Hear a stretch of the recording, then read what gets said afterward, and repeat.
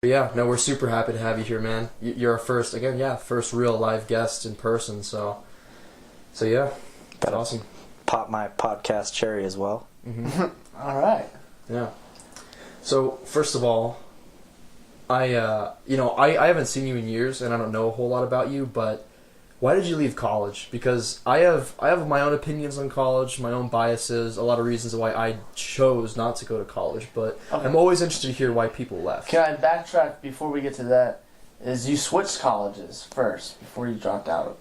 Yeah, I did. I started at Colorado State University Pueblo and transferred to UCCS and then dropped out. All right, so I want to know first why you made the switch from CSU Pueblo to UCCS. Well, okay, so I went to CSU Pueblo because I really thought I had a good shot at making the football team. I was kind of, I don't want to say gypped out of it. I was kind of misinformed. I went to go play for CSU Pueblo's football team, so the first move was to go try to talk to their coach and be like, hey, when are walk-ons? Well, walk-ons are going to be in the spring. So I go mid-December and I'm like, okay, what do I need to get done for walk-ons? And they're like, well, walk-ons were a week ago, so there's nothing you could do for that. I was like, what? Yeah, I know. I was like, oh, I guess spring starts in middle of December now. Yeah. Wasn't it the coach who told you that walk-ons weren't until spring? Yes, and so that's the same coach who gave me a, we actually had summer camp in CSU Pueblo, and I got their like PAC award, which means I did a good job in their football camp or whatever. So he hand delivered just me. Trying to make me jealous, man. Okay. He hand delivered. I was there too. I didn't get an award. Hey, Tristen, he fueled my fire. Oh yeah. I was the hype man. Like you were the hype man. Like, high school football with Tristen was like so worth it, even though our team was trash. Yeah, I think even now I hear how bad Sand Creek is. Like, apparently, maybe it's a coaching issue. I'm not Nothing really sure. has changed. Oh, they changed the coach. They changed the coach the coach, has changed, but they the talent has not changed. It's just a fucking curse. Yeah, but anyway, so I wasn't able to walk on at CSU Pueblo, so I ended up doing a full year there. And then at this time, my girlfriend was going to UCCS, and she didn't want to go to Pueblo because Pueblo obviously gets a bad rap because it's Pueblo. Which, honestly, I think the campus is, like, it's superb. I like it a lot. Just don't go south side. Yeah. And the northern side is actually getting better and better as the weed money's coming in. I noticed, like, there's all these new homes coming in. Like, last time I was there, I was like, what the fuck? They're cleaning up a little bit. No, I think Pueblo's doing a good job. Last time I went through Pueblo was actually like really nice. Like parts of it, I was like, wow, this is Especially by that zoo and stuff. It's like they're building a ton of houses. Especially with Colorado Springs expanding, Pueblo's going to be the spot here in a couple of years. A lot of people are moving there because it's so much cheaper, but the quality isn't that much worse. You're not really dropping, especially in the nicer parts of Pueblo, like, you know, basically where Pueblo, like where you hit Pueblo coming from the Springs. Pretty nice over there. Yeah, just don't go too far south. I mean, that's when you hit the ghetto parts. Yeah, the reason that they have a bad rep. Yeah, exactly. Yeah, we don't really even have a side like that in Colorado Springs. It's like people throw shade at South Nevada, which I get. Like there's prostitutes and there's like really shady hotels and shit like that. But prostitutes are a blessing. Oh yeah, not the ones that I ran into. Oh god. Oh man. That's a story of its own. We should have Dakota there to tell that one though, because he was there. He was there. And Cole was there too. Wow. Yeah. So I'll sit on that one for a bit. I've ran into some sketchy prostitutes before in my life. Yeah. Well, my response is just I just joke with them because they're always mepped out and they're like, hey, what's up? Especially this one, like this one was like, hey, you got, like we were trying to get in our car and she was like following us around for a while and she's like, you got my kids in your car? You guys cops? But she was also like flirting with us too, so it was weird. And Dakota, this is what I'll say about it. I want Dakota to describe his feelings here, but he was like trying to get into the passenger side of the car because Cole's old car, you had to open it from the passenger side. Like that was the only lock that worked. Oh. So Cole tossed him the keys, but Dakota was so frightened that he was like a movie, he couldn't get the key into the lock. He's like hitting the fucking side of it. His hands like shaking. Yeah, he's scared of the prostitute. He's like, afterwards he told me, he's like, I didn't know if I was gonna get stabbed or what or raped. roofied or stabbed and raped or raped and stabbed. I didn't know. No. But yeah, that's so. But my point being, South Side of Nevada ain't that bad. No. You know, not It's so bad that you just went from, the cook got scared by these prostitutes too. It's not that bad. Yeah. That's one side. Like she was a nice lady. She was just a little messed up, though. But yeah, so you ended up leaving there because you got gypped on the football shit. I'll say that you got gypped. Yeah, I'll let you say especially if you won an award, or was that in high school? You won that award. It was in high school, but it was the camp. It was their camp. It was their football camp. They put on so for that's just schools. Ridiculous, man. And you know what the crazy part is that the coach of the actual football team was my high school math teacher. They were brother and sister. Weird. And so I even went to her for a reference to him. And somehow they're like, "Oh, you went to Santa Creek?" Maybe those siblings got into a fight at a point or something. Oh, maybe, like, yeah. Hey, I know how to get it. Well enough in her class. I feel like she was one of those teachers that was like, who was it? This kid's gonna fail. And then I wasn't failing, and then she's like, I don't know how this is happening. She just like couldn't get over the fact that I wasn't doing bad in her class. Who was the teacher? Oh man, I already forgot her name. Oh. It's Miss Bloyd, I think. Oh yeah, I know her. Yeah, I had her junior. Her brother is the football coach at CSU Pueblo. Huh. Fuck. Assholes. Well, so I understand why you left and why you went to UCCS, especially with your girlfriend being there. Yeah. And so, what all happened there? Why didn't you stay there and try to play football? UCCS doesn't have a football team, but the reason that I left. They do now? Yeah, according to Zach, he says there's a football team there now. I think they're forming one. They're trash. They're really bad. Well, I thought they were in the process of forming it, but like you know how that takes with colleges, it could take like 4 years. Yeah. But anyway, so UCCS didn't have a football team, and the reason that I left UCCS was because it wasn't the right environment for me. Like I was used to a very one-on-one teaching experience. Like CSU Pueblo had their class sizes were just a normal high school. So it was something I was very used to. And at UCCS I had some of those classes, but I also had big lecture halls and where there's like 50 kids or more. Yeah, I mean like 70, 80. And so you're not even really learning as much. No, and it's like the teachers I don't understand. I can't not fathom how professors know how much and how hard it is for college students to pay for college and just still give zero fucks about what they're teaching you. Obviously I'm talking about selective professors. Some professors are really great and they really care, but some professors are just read the textbook, and if you didn't, that's your fault, and it's not my job to make sure you learn the material. Maybe it's because college is the biggest scam in America? Oh, no, that couldn't be the case. I don't know. I mean, I think there are definitely pros and cons to college. I mean, obviously the big cons is kind of a scam.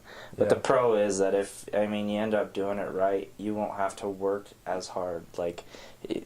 It's one of those classic things where you could work with your back or work with your head.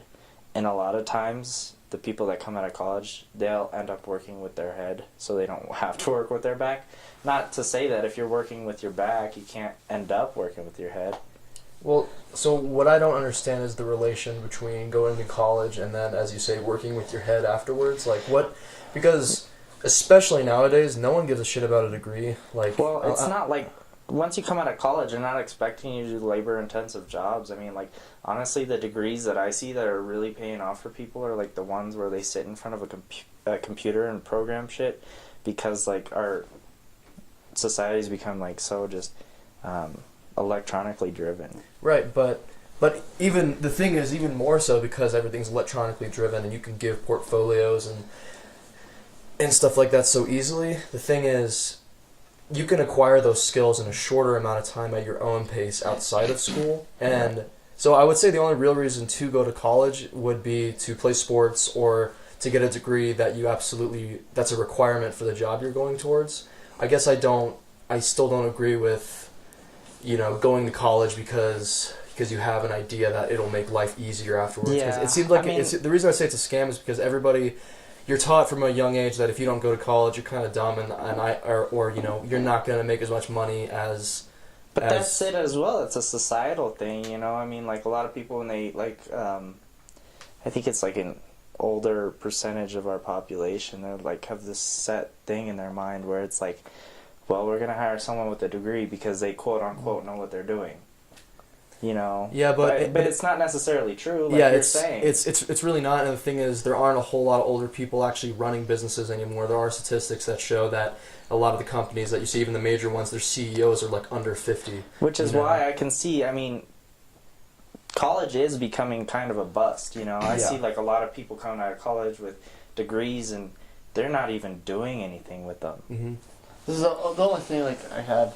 I'm not saying I disagree with you. I'm just saying like the counter argument to that is that like, say there's two people who apply for a job, the same position. One person has a degree, the other doesn't. They don't know anything about you. But what they do know, what they can see from the degree, is that this person made a commitment to something and dedicated himself or herself to doing that. So that is a big thing, I think. But the counter to that is that the guy that has a portfolio. Okay, so like let's take graphic design for example, because I know tons of people are going to school for graphic design, and I hate it. I'm like, why the fuck are you doing that? Why aren't you spending that 4 years investing in some good, especially that money and that time? It's like you're investing a lot more than just the money. You have to remember that's 4 years. Like what you could be doing is putting that money towards the basic equipment you need.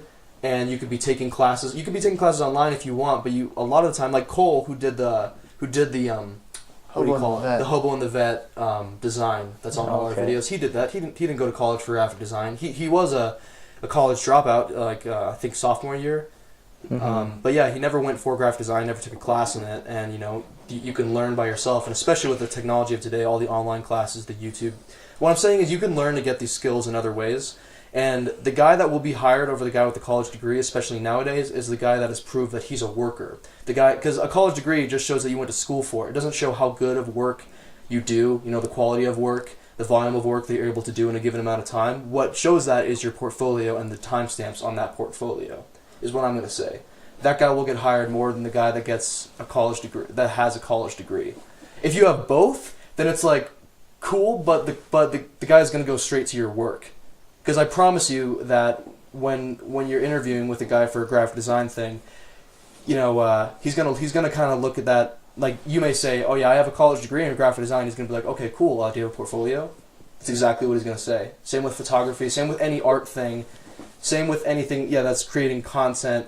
But even also just with like desk jobs and stuff, if it's a lot more important that you have what are called, soft skills, that you're a good communicator, that you can delegate, that you have leadership opportunities, that you have drive. Maybe they want people that are, are loyal. It's like these are the soft skills that they really look at. But if you also have portfolio showing all the work that you've done and you have a history, that says a lot more. And again, we're talking about history and how important that is. If you're wasting 4 years on college when you could be doing that, when you could be using that, to again do work and to maybe do an internship somewhere, you're going to have more practical knowledge and skills. Yeah, that makes a lot of sense, but it didn't really counter my argument. My argument was that they have the same of everything. So let's say they both have a portfolio. Yeah. So, and then you have the degree on top of it. Yeah, no, so, exactly. I see what scenario you're talking about, and what I'm trying to do is spread this information that for somebody that kind of looks at college and goes, because if you don't want to go to college, then you probably see that it's not worth it.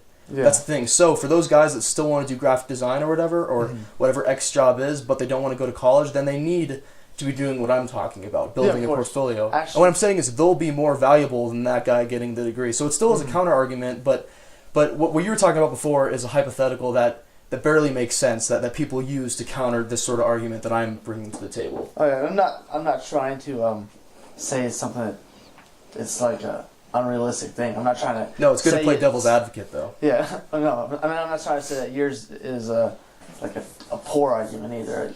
I agree with like everything you said, 110%. So, yeah, I would just, like you said, playing devil's advocate. Yeah. And But there probably are scenarios where, like, say you both drop a portfolio off for, if we're on a graphic design example, and you're kind of in between. Maybe this dude has a little bit more work, a little bit more time into it, and it's like, okay, you can tell this guy's been doing it longer, and this guy has a degree, and it kind of comes down to, like, well, who's hiring you and what their thoughts on it are. But I feel like the only guy that's gonna hire the guy with a college degree over the guy that has all these examples, 4 years of portfolio built up, maybe an internship somewhere, maybe a blog talking about his work, all these things, maybe a podcast where he talks about his stuff, all these things that really build your brand into like a really cool portfolio.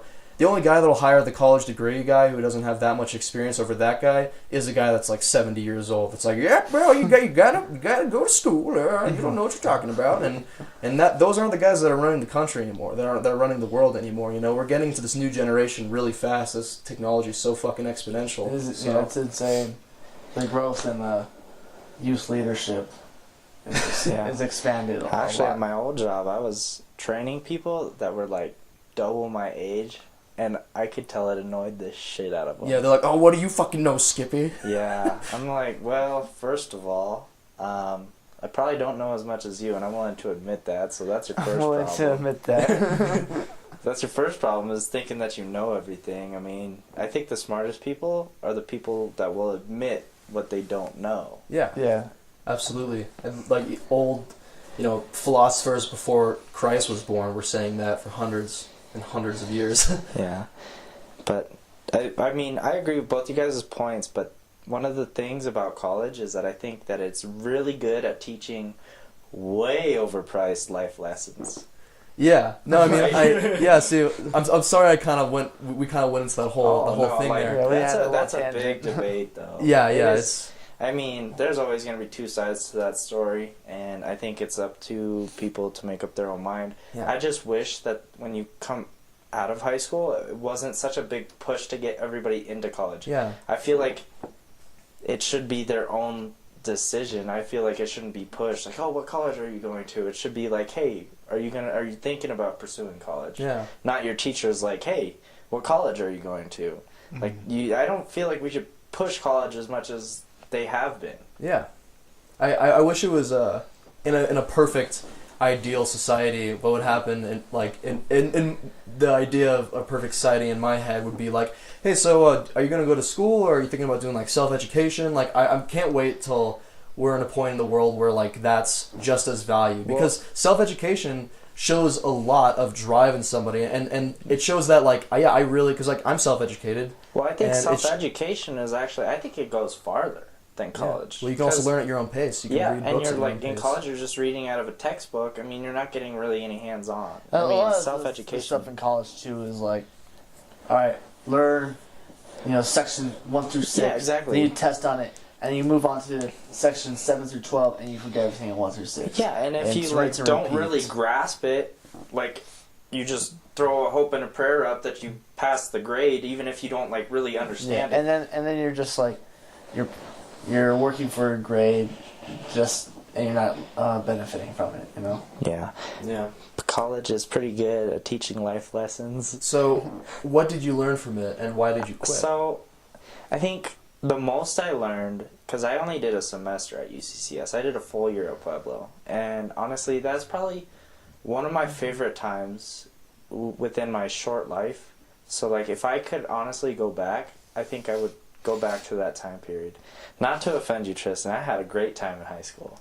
I'm just I hear you breathing heavy over there. He's like giving me the look like you betrayed me. No, it's okay. No, but like it's fine. I'm sure Tristen likes his life better now than he did in high school. I've always found a corner in my room that can support my body weight. So like everything you say doesn't matter from this point forward. Doesn't matter. So no, but like honestly, the college experience, it's real. I think it's a little bit overhyped, but it's pretty real. I mean, living in the dorms, I think that's definitely the way to do it. I mean, it teaches you how to live on your own and sustain your own life without anybody telling you what to do. And I feel like that's why a lot of people end up in some crooked shit, because no one is there to tell you what's right and what's wrong. It's kind of weird, but at the same time, that's how life actually is.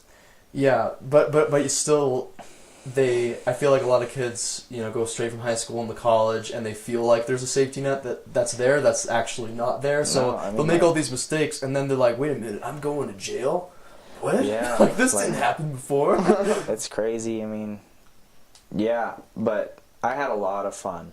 A lot of fun. That's good, and you didn't get in trouble? It doesn't seem like you got hurt? So no. That's good. I didn't get hurt, but maybe I should have stayed around a little bit longer.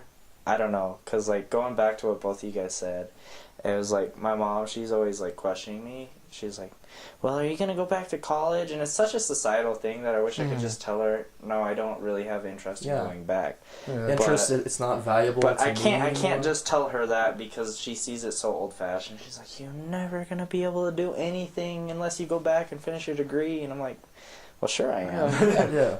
Well, so what is the reason why, though, like, you don't want to go back now? You just said it was the most fun you had, you enjoyed it. How come you don't want to go back? So that campus specifically wasn't for you? Okay, so CSU Pueblo, I was living on campus. UCCS, I was living from home. That might be some of the reason that I felt, like, obliged to quit earlier than giving it a longer run, a better go. But living on campus, I just had fun. It was like just being around roommates, not with any restrictions. It was like, yeah, you had consequences, but not really. You know what I mean? It's not like your parents. It was at least the most adult you've ever gotten to be. It was, yeah, I was very adult, and, like, So fucking adult. So fucking adult, man. How much adult have you done? I learned how to make fucking ramen. Wow. On a All fucking... without mommy. In a shower. Oh yeah. No. Okay. Back to your skit, further man. that. I was about to go with it. Like, oh really? And then no. No, that skit was hilarious. By the way. Thanks, man. I've showed it to my friends, and I've heard such good things about it. It's like everybody unanimously loves it, and I think it's like one of those things where it's so stupid it's funny, but it's actually you have to connect the dots, otherwise you're gonna miss some things. Yeah. So it's connecting the fact that like it was a total setup. Yeah. Him flushing the toilets this whole time. That was the whole thing. I guess I was going for. Like I honestly like kind of run and gun that and did it all quick, but like I came from an idea I had months ago where like it leads you up and you think it's just like a silly video. Like honestly something I would have made like in middle school throughout the first bit of it, but then you learn like it's all actually a twist just so he could make the connect the dots. But I guess the funniest part to me is that the fact that he goes through so much effort just to cook ramen in the shower. I'll put a link in the description to this video that I did because there's no way you're gonna understand what we're talking about. But yeah, it's definitely worth watching it. I mean, thanks, man. I laughed so hard. I don't know why. It's one of those things where it's just so simple. It's like, but then again, it's very easy to miss too. It's like, why the hell is this dude standing in the fucking shower with ramen? Like, you know, like if you can't connect the dots, you're not gonna fucking get it. I really like the subtle humor. Like I really liked the idea that he just still had his beanie on in the shower and like all his clothes. And you're like, wait, what the fuck? Like I just wanted like that subtle like what the fuck is happening, and then like the big reveal like. Yeah. But it's still like wait what? Again, link in the description of that if and because you have no idea what I'm talking about. So. Yeah, but thanks. Yeah. Well, oh god. Okay, so where were we? You asked something, didn't you? Guys, got any crazy stories since high school? Because last I've talked to you, actually, I think we'll take it even back. Like I'll take it back from my own perspective. I remember I was hanging out with Tristen. I was recently friends with Tristen, and Tristen invited me to come hang out. And he mentioned you, and I was like, "Oh, who's Rex?" He's like, "That's my brother." And like, no, like I honestly thought that you guys were related. A lot of people did in high school because that's just what we identified as. Because he wasn't like, "Oh yeah, that's my bro." He's like, "That's my brother." I was like, oh, "Okay." And then you were living with him too, so I was none the wiser. And I thought that was really cool, the relationship that you guys had. I was like, man, Tristen gets along so well with his brother. I was like, I really don't like my brother that much. I mean, I don't dislike him, but I don't get along with him like that, you know? Yeah. Oh my goodness. He's not listening to this. He's alright. Yeah, he's younger than me too, like so I mean, like, he's really growing up in that, like, weird time period where he's in like high school now, and to think that like we got out like 2-3 years ago. Yeah, 2 years it's ago. already changed that much. Is like blows my mind. Yeah. But anyway, so like first time meeting Rex, I came over to your house, and he's actually the person that introduced me to UFC and MMA. And I actually feel like he's kind of the reason. I mean, I'm just going to speak on behalf of you, but I feel like he's kind of the reason that you got into it too. Oh yeah, he's the one who. At least got you really into it. Yeah, like I didn't really know anything about it until he like showed me. Like he came home one day in middle school. Was like, I'm going like this MMA gym now. Started showing me stuff. Started showing me fighters. Because we've known each other for a long time, and he knew me when I first got out of boxing. Because I started with just like boxing when I was like 10, and then I did that for a while. And then it stopped, and I just wanted to do MMA and like go. I remember I was like really aggressive. I was like, I want to go and like spar people because I didn't get to do. Ironically, I didn't get to do a whole lot of sparring in the boxing gym I was at. But so I was like 11 or 12 when I started MMA, and so yeah, I was like always trying to get Tristen to train with me or like do some shit. And then like when we got to high school, you actually did train with me for a little bit. Yeah, I was able to go. It was just not consistently enough. Yeah, and it was like maybe like a few months of non-consistent. Yeah, training. I think like I went for like a whole summer, and then like I would go like for like 2 weeks at a time every now and then. Yeah. Or even just like a day or so here and there. You were throwing him around like a rag doll. The first time we met, man, I remember we were playing football. I was so aggressive. Dude, we were playing football, and I'm pretty sure you did some like hip throw on him. Like you didn't even tackle him; you just like did a hip throw, and I was like, I didn't know proper tackles. I just took I was like- jujitsu to football. It's like it was just double leg takedowns. well, and, like I was extra kind of like concerned because I didn't even know we were doing tackle football. I was like, Oh god. oh, we weren't. I was like, I made the decision. I was like, we were just. I playing- decided it was tackle. Yeah, Then went through we the were game. just playing catch, and then all of a sudden, fucking Tristen gets hip thrown, and I'm like, all right, I'm going home, guys. It's okay. He let me get some licks in. Like one time, he asked me to kick him in the head. Like a Yeah, drop I saw that memory on Facebook a little Yeah, I bit saw ago that. where you Oh jumped my up and God. drop kicked me in the head.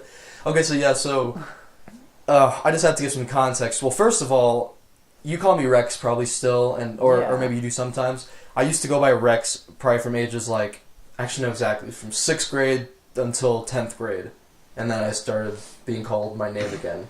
My God-given name, Rhett. Well, I like both of them, to be honest. Thanks. Yeah. No. I mean, and feel free to interchange. Like, I still react to Rex, like it's still like a name in the back of my head. Like people say Rex, and I'm like, yeah, like Yeah. not even move an inch. But yeah.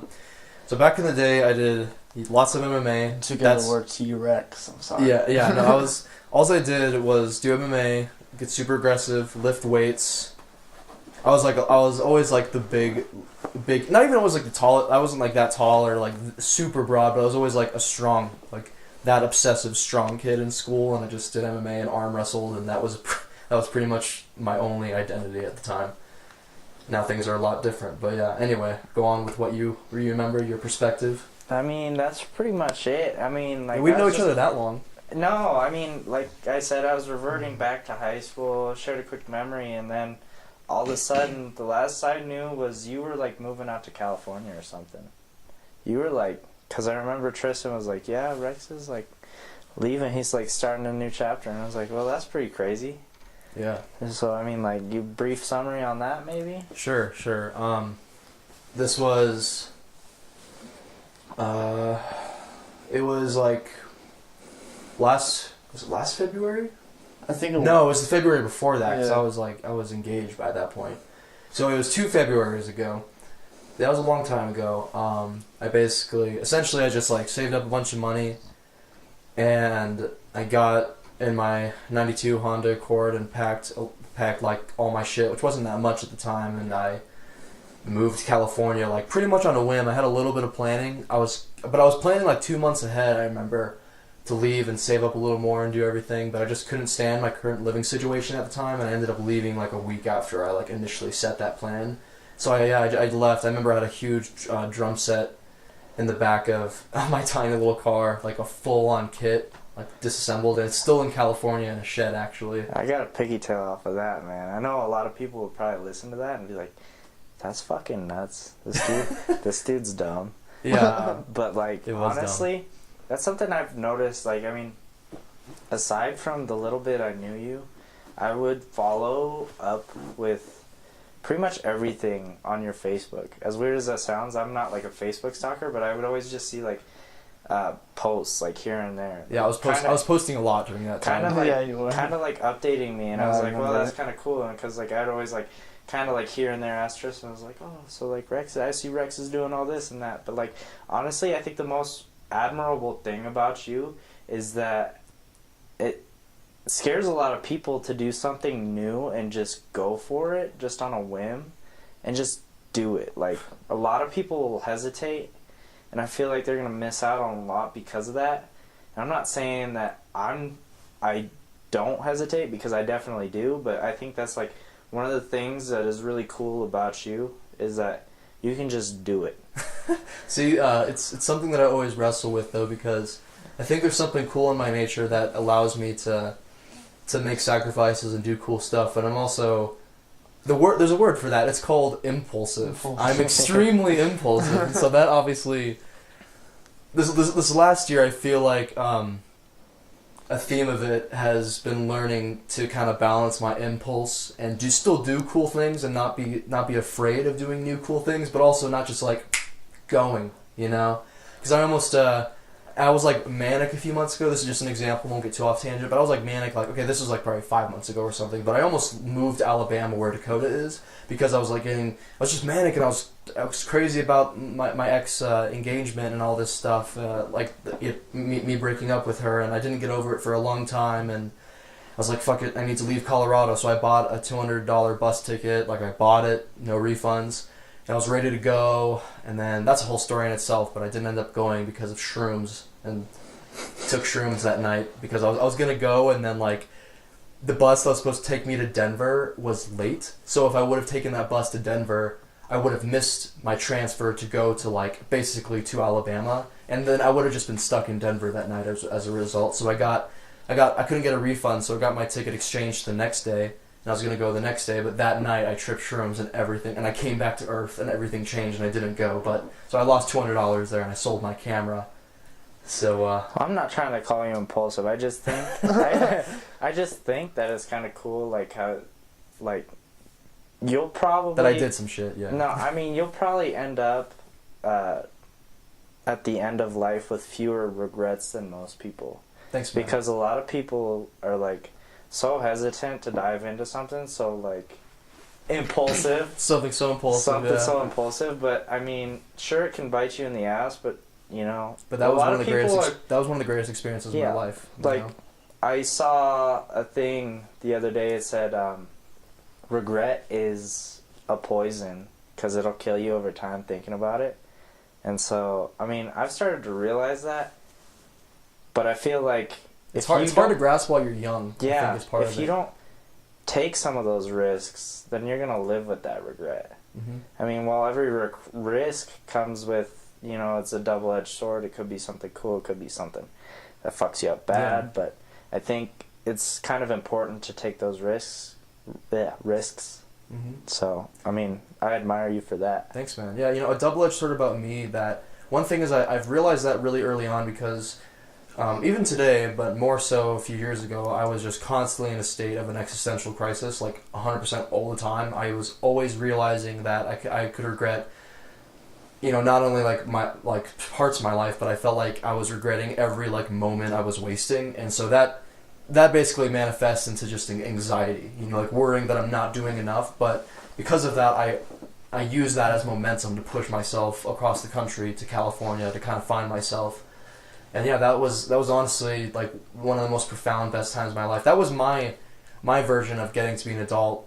First of all, because I hardly had even camped alone by myself at the time. I had never driven out of state by myself, and so that was like a lot of firsts. You know, I ended up driving all the way out there, and I was beach bumming. I was camping in a tent by myself all the time. That was my first time like meeting all these different people, and I was like super shy back then. I'm still like an introvert, as in I get my energy from being inside, but I had to force myself to meet people for like practical reasons when I was out there, and I ended up developing social skills and confidence that way. So like I'd be at a campsite and I'd be like, shit, I forgot to get firewood, or like look at those guys over there having a lot of fun, and I'm alone. Like, I remember I went to this place, Halama Beach. It was, like, really comfy beach. There were, like, showers there and stuff, so it wasn't, like, super hard camping. There wasn't internet reception, but no showers, and there was, like, this group of teenagers next to me. They were, like, a little older. They were, like, 22 maybe, and I was 18. I just turned 18 a few months before that. And they kept, like, looking over at me. I remember I was, like, a weird sight, because I had my car. I was totally alone. I had a giant tent for no reason. It was my own tent. I just got it cheap. And these guys next to me, like, they kept walking over and, like, saying, hey, man, like, this is what really brought me on my shell. They came over, and a guy kept coming over, and they kept talking to me. They asked me if I want to go out with them surfing, because I had a surfboard with me, and I was like, no, I'm okay. Do you know how to surf? Yeah, I know how to surf. I'm not good, but... Did you know how to surf at the time? I learned how to surf, but that's where I, like, learned how to, like, be a little better and by myself. Like, I've taken a few lessons, in fact, with surfing. Just it's so fucking hard. Like, even Olympic... And it's also physically hard. Like, Olympic gymnasts will go out there, like, the people in the best shape in the world, and they'll be dead within an hour. Like, it's so fucking tiring, and you're only actually surfing, like, 5% of the time. But it's worth it. When you actually get to stand up and even ride for 2 seconds, you're like, oh, yes, I can't wait to do that again. It's amazing. But yeah, so I didn't end up going out with them. I was, like, too scared, and they were, like, playing guitar, and I was, like, playing a lot of drums at the time, so I was like, oh, I could go, like, bang my sticks and have fun, but I was like, no. But then, yeah, towards the end of the night, they had a campfire, and they were waiting for more people to come, and a guy kept coming over asking me to hang out, and then finally, later in the night, he just comes over and hands me a beer, and he's like, seriously, man, if you want to come over and hang out, like, these guys were, like, just prying me to, like, begging me to come over there and hang out just because I feel like they felt bad for me or something. And so they handed me a beer, and then, like, an hour later, when all their people showed up, like, a bunch of, like, super fine girls and, like, more cool, like, hippie dudes. Not even hippie dudes, totally, but just cool Redondo folks, as you call them. Yeah, pretty much. Surfer guys that play guitar and all that. Then I ended up going over there and hanging out with them and hung out the entire night. And we were, like, friends, like... We, like, smoked weed and hung out, talked about psychedelics, and we went, like, night swimming. We almost went skinny dipping. It was, like, one of those, like, felt like a movie moment, honestly. Like, it was amazing. I hung out with them the next day too, and then I left.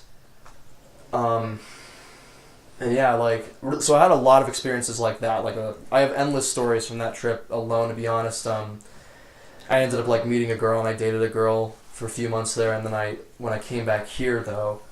So, yeah, this is where I'll end the story, just because there's too much content within that thing. Yeah. But that's a whole series of podcasts. Yeah, but exactly. Yeah, we'll have to turn it into a TV miniseries or something.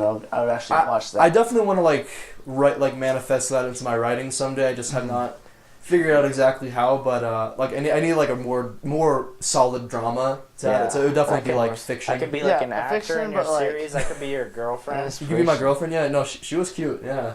Shout out to Liz. Did he just call me cute? No, he said she was cute. Yeah, but I just said I could play his girlfriend. And I was affirming. I was like, yeah, she was cute, you're cute. Like, it would work. The thing I don't like where this is going. I was just trying. I was trying to say she was cute.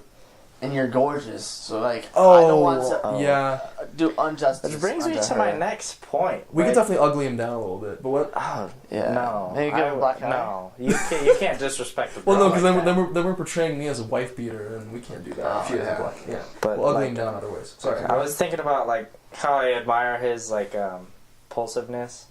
I don't even think that's the right impulsiveness. My his pulse, his heartbeat. Anyway, no. But Tristan's like one of the nicest persons. That's actually a word. They made that correct grammar like a few years ago. I'm not retarded. I went to college. Yeah. I knew that. I went to college, as Plankton always said. Anyway, so yeah, no, I was just. Tristan's the best. Tristan is like one of the nicest persons I've met. Shucks. Because like, look at that big, gorgeous smile. That perfect. I like to fuck around with Tristan probably more than anybody else because he's like one of the people who could just take a joke so easily, and it's just like, A, it's funny to mess with him, but B, he takes it so well, and he's just such a nice person. I feel like the biggest asshole after I fuck with him so much. I mean, he'll fire back though too sometimes for sure. Oh yeah, for sure. I love talking about people like they're not in the room. Isn't that great? Who? No. Yeah, but yeah, Tristan is always. I mean, there's a reason that he's I mean, I don't even call him like a best friend anymore because we really are like brothers at this point. I talked about it enough on the last podcast. We even read texts. We were like, "I love you, man. I love you," and all that shit. But it's hilarious. I don't know if you got to that yet when you were listening to it, but yeah. So really close in that way. But there are reasons why I'm like, "Yep, that's one of my top guys. He's super nice. He's goofy, and I'm goofy, and that works." You guys are too nice. Yeah. But no, seriously, shut the fuck up. No, I remember playing football. You remember in the gymnatorium it was one of those, I forgot, some storm. Oh no, storm came through. We had a practice in the gym. It was a lightning warning. Yeah, and we had no pads on except for our helmet. And here this motherfucker is running at me full speed, just headbutting me. And that was like, it was so fun. It was so stupid, but so fun. Yeah. And then it was always a thing like, "Love you, bro," after like we hit each other. "Love you, bro." After every single one, yeah. He'd be like, he's the type of dude that I remember he hit the crap out of this dude in one of these football games, and I got so hype, and then I swear I remember him telling the dude sorry. Tristan just dabbed, by the way. I caught that in the corner of my eye. I remember him. I honestly think that Tristan told the dude sorry after he laid him out. And I was like.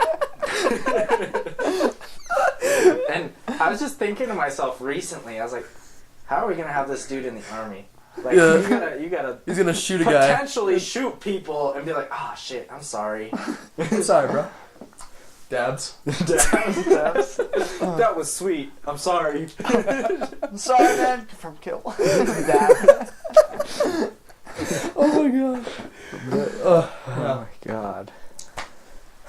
Those days were fun, man. The football days. For sure. We were so bad. So bad it was funny. Oh my god. I think we won 2 games in the span of 2 years. And then Tristen is the ultimate hype man too. Oh. He's like so hype. I remember because for some reason I was playing second string quarterback in a pre-game. What are those things called? A scrimmage. Yeah. We were playing in a scrimmage, and for some reason I was playing as a backup QB, so I was playing against their JV, which I just took a shit on them. Oh yeah, they were just awful. Well, it's like playing against sophomores and seniors. Oh, okay. I took a shit on them because it was kind of an insult from my head coach. It's like, "Hey, you're gonna play against JV." I'm like, all right. So I ran I think a 50-yard touchdown against these kids, and I was just gonna play it cool. I think that's the most insulting touchdown celebration is to just hand the ball to the ref and walk off like you weren't even challenged. Yeah. And then Tristen comes over and he's like, "Yeah!" He's like, "Meet me up top!" And he's up top and we hit each other. It sounds funny, but I was hyped, man. I was just gonna play it cool, but Tristen got me hyped. Honestly, that was one of my favorite football memories, and you'll never forget that. Yeah, because I was just shitting on kids that weren't even in my fucking caliber. Yeah. And then Tristan's over here hyping me up. He's just ready to see his bros succeed. It's great. Yeah. I don't even think I hyped him up that much. Not everybody can be Tristen, man. It's just. But I feel like an asshole looking back on it because just hype him up. I didn't really do a lot of stuff worth being hyped up over. No, but here's the thing: is none of our corners could cover a curl except for Tristen, and I never even gave him props for it. No, you did. You did. You told me multiple times. You're you're the only corner who could actually cover the fucking curl. You're Coach honestly just needs to start you anyways because nobody's gonna stop the curl in the first place. Yeah. Our football team was trash, but you know what's weird is I had a dude from the Middle East, and I met him in Lyman. So, since we're talking about people wanting to visit America, I don't, Colorado, maybe people would visit Colorado, but Lyman, do you guys even know where Lyman's at? That's like a winter town, right? Ski town? No? A lot of people think that, but it's out there past, That's, by the prison, right? My chat. That's gonna be a nice ear sore when I edit that. No corrects, you're welcome. Anyway, so I don't really think of Colorado as a touristy spot, but this dude. Alright, I'm trying to figure out how to explain where Lyman's at. because east. North? It's way out east. Yeah, it's like super east. That was my next test. It's like the middle of nowhere. But the fact that you don't know where it's at actually makes this story better. So I was doing Lowe's delivery, like delivery for Lowe's. For some reason, they had us out there in Lyman. So we drop off a fridge in Lyman, and we're getting gas. And my driver comes back to the cab, drops off 2 solid gold rings. I'm like, I look at it, I was like, where the hell did you get fake ass rings from? Like, where did you go that you just dropped 2 rings off in the cab? Yeah. He's like, yo, you got cash? I was like, yeah. He was like, so this guy, he needs gas money. I was like, is that where you get the rings from? I was like, yeah. I was like, is he like scamming us? Maybe. And so, but he's like, I'm doing it. So he's like, yeah, I just offered him $40, and then I told him to keep the money and he could get gas. I was like, oh, that's nice. And then he's like, and then he gave me 2 rings. I was like, what? He's like, yeah, he said in my country, we're not allowed to take without giving something. And I was like, dude, this is weird. So I get out the truck, because I got cash, to talk to this dude myself. It's like a 2019 Cadillac SUV. This dude's in like a suit. What? Like, he is dripping in ice, man. And I'm like, sketched out. Because, like, he can hardly speak English. Yeah. How do you have all this money, but you can't pay for gas? What's going on? He's very Middle Eastern. Weird. Well, I didn't ask my driver that until after we got back in the car. So anyway, I give him, because it's like a 2019 Cadillac SUV. My driver gave him $40 for gas, and he wanted $100, which is like, yeah, that could be a scam. He just wants $100, and he's just giving us fake ass jewelry. Yeah. But at the same time, I'm like, well, I can kind of understand it. Like a big SUV, and Lyman's out in the middle of fucking nowhere. It's basically Kansas, right? Yeah, it's in the middle of nowhere. When's the last gas station you're going to get? I would want a full gas tank, too. Because you get on the road, you're not going to have another gas station for, like, forever. Like 90 miles, you know? So I was like, all right, I'll give this dude another 50. So you did your good deed for the day, I'll do my good deed for the day. So I give this dude 50. He goes, no. He's like, bless you. Thank you so much. And then he takes off his gold chain from his wrist, puts it in my hand, then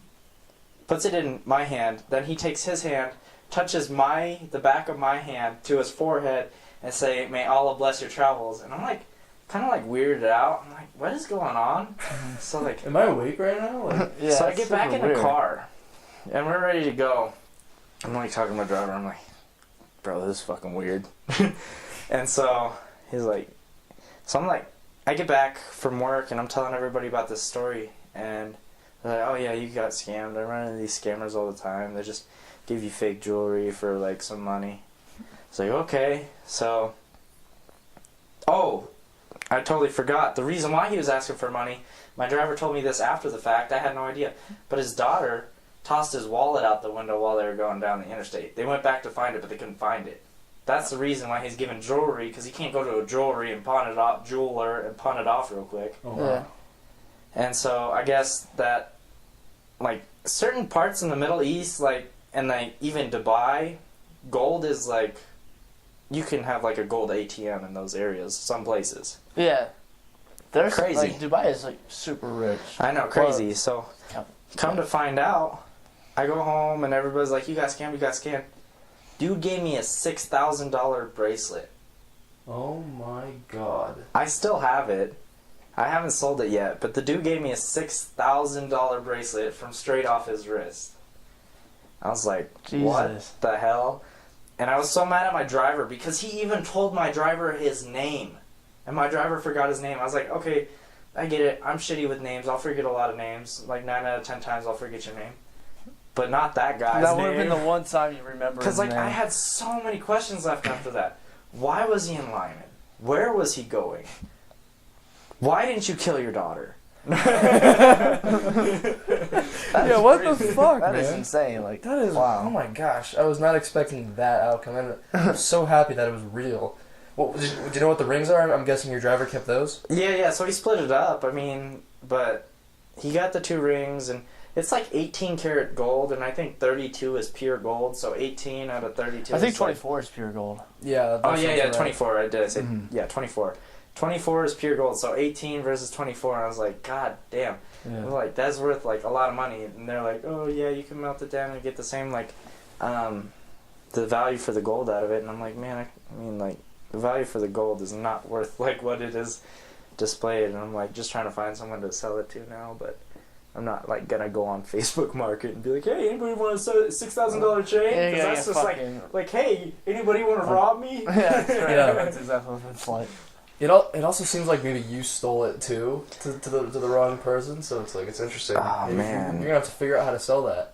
Well, because we already talked to it because my driver, his friend is a cop, so he called him like immediately. He's like, hey, yeah, these can't be like reported stolen. He's like, no, the only thing that like gets reported stolen is like an actual brick of gold. They can track that. Because no one's just carrying that around in their car. He probably fucking was. Let's be honest. He probably had a trunk full. Yeah. The entire trunk is this gold brick. I know. The sad thing Why is, am I pretending to know what this guy has in his car? Yeah, right. And the sad thing is that like if he probably didn't have any gold on him, he'd probably offer me his wife. Like, yeah, or his daughter in that case, right? His daughter was like, his daughter was like 2 years old. So.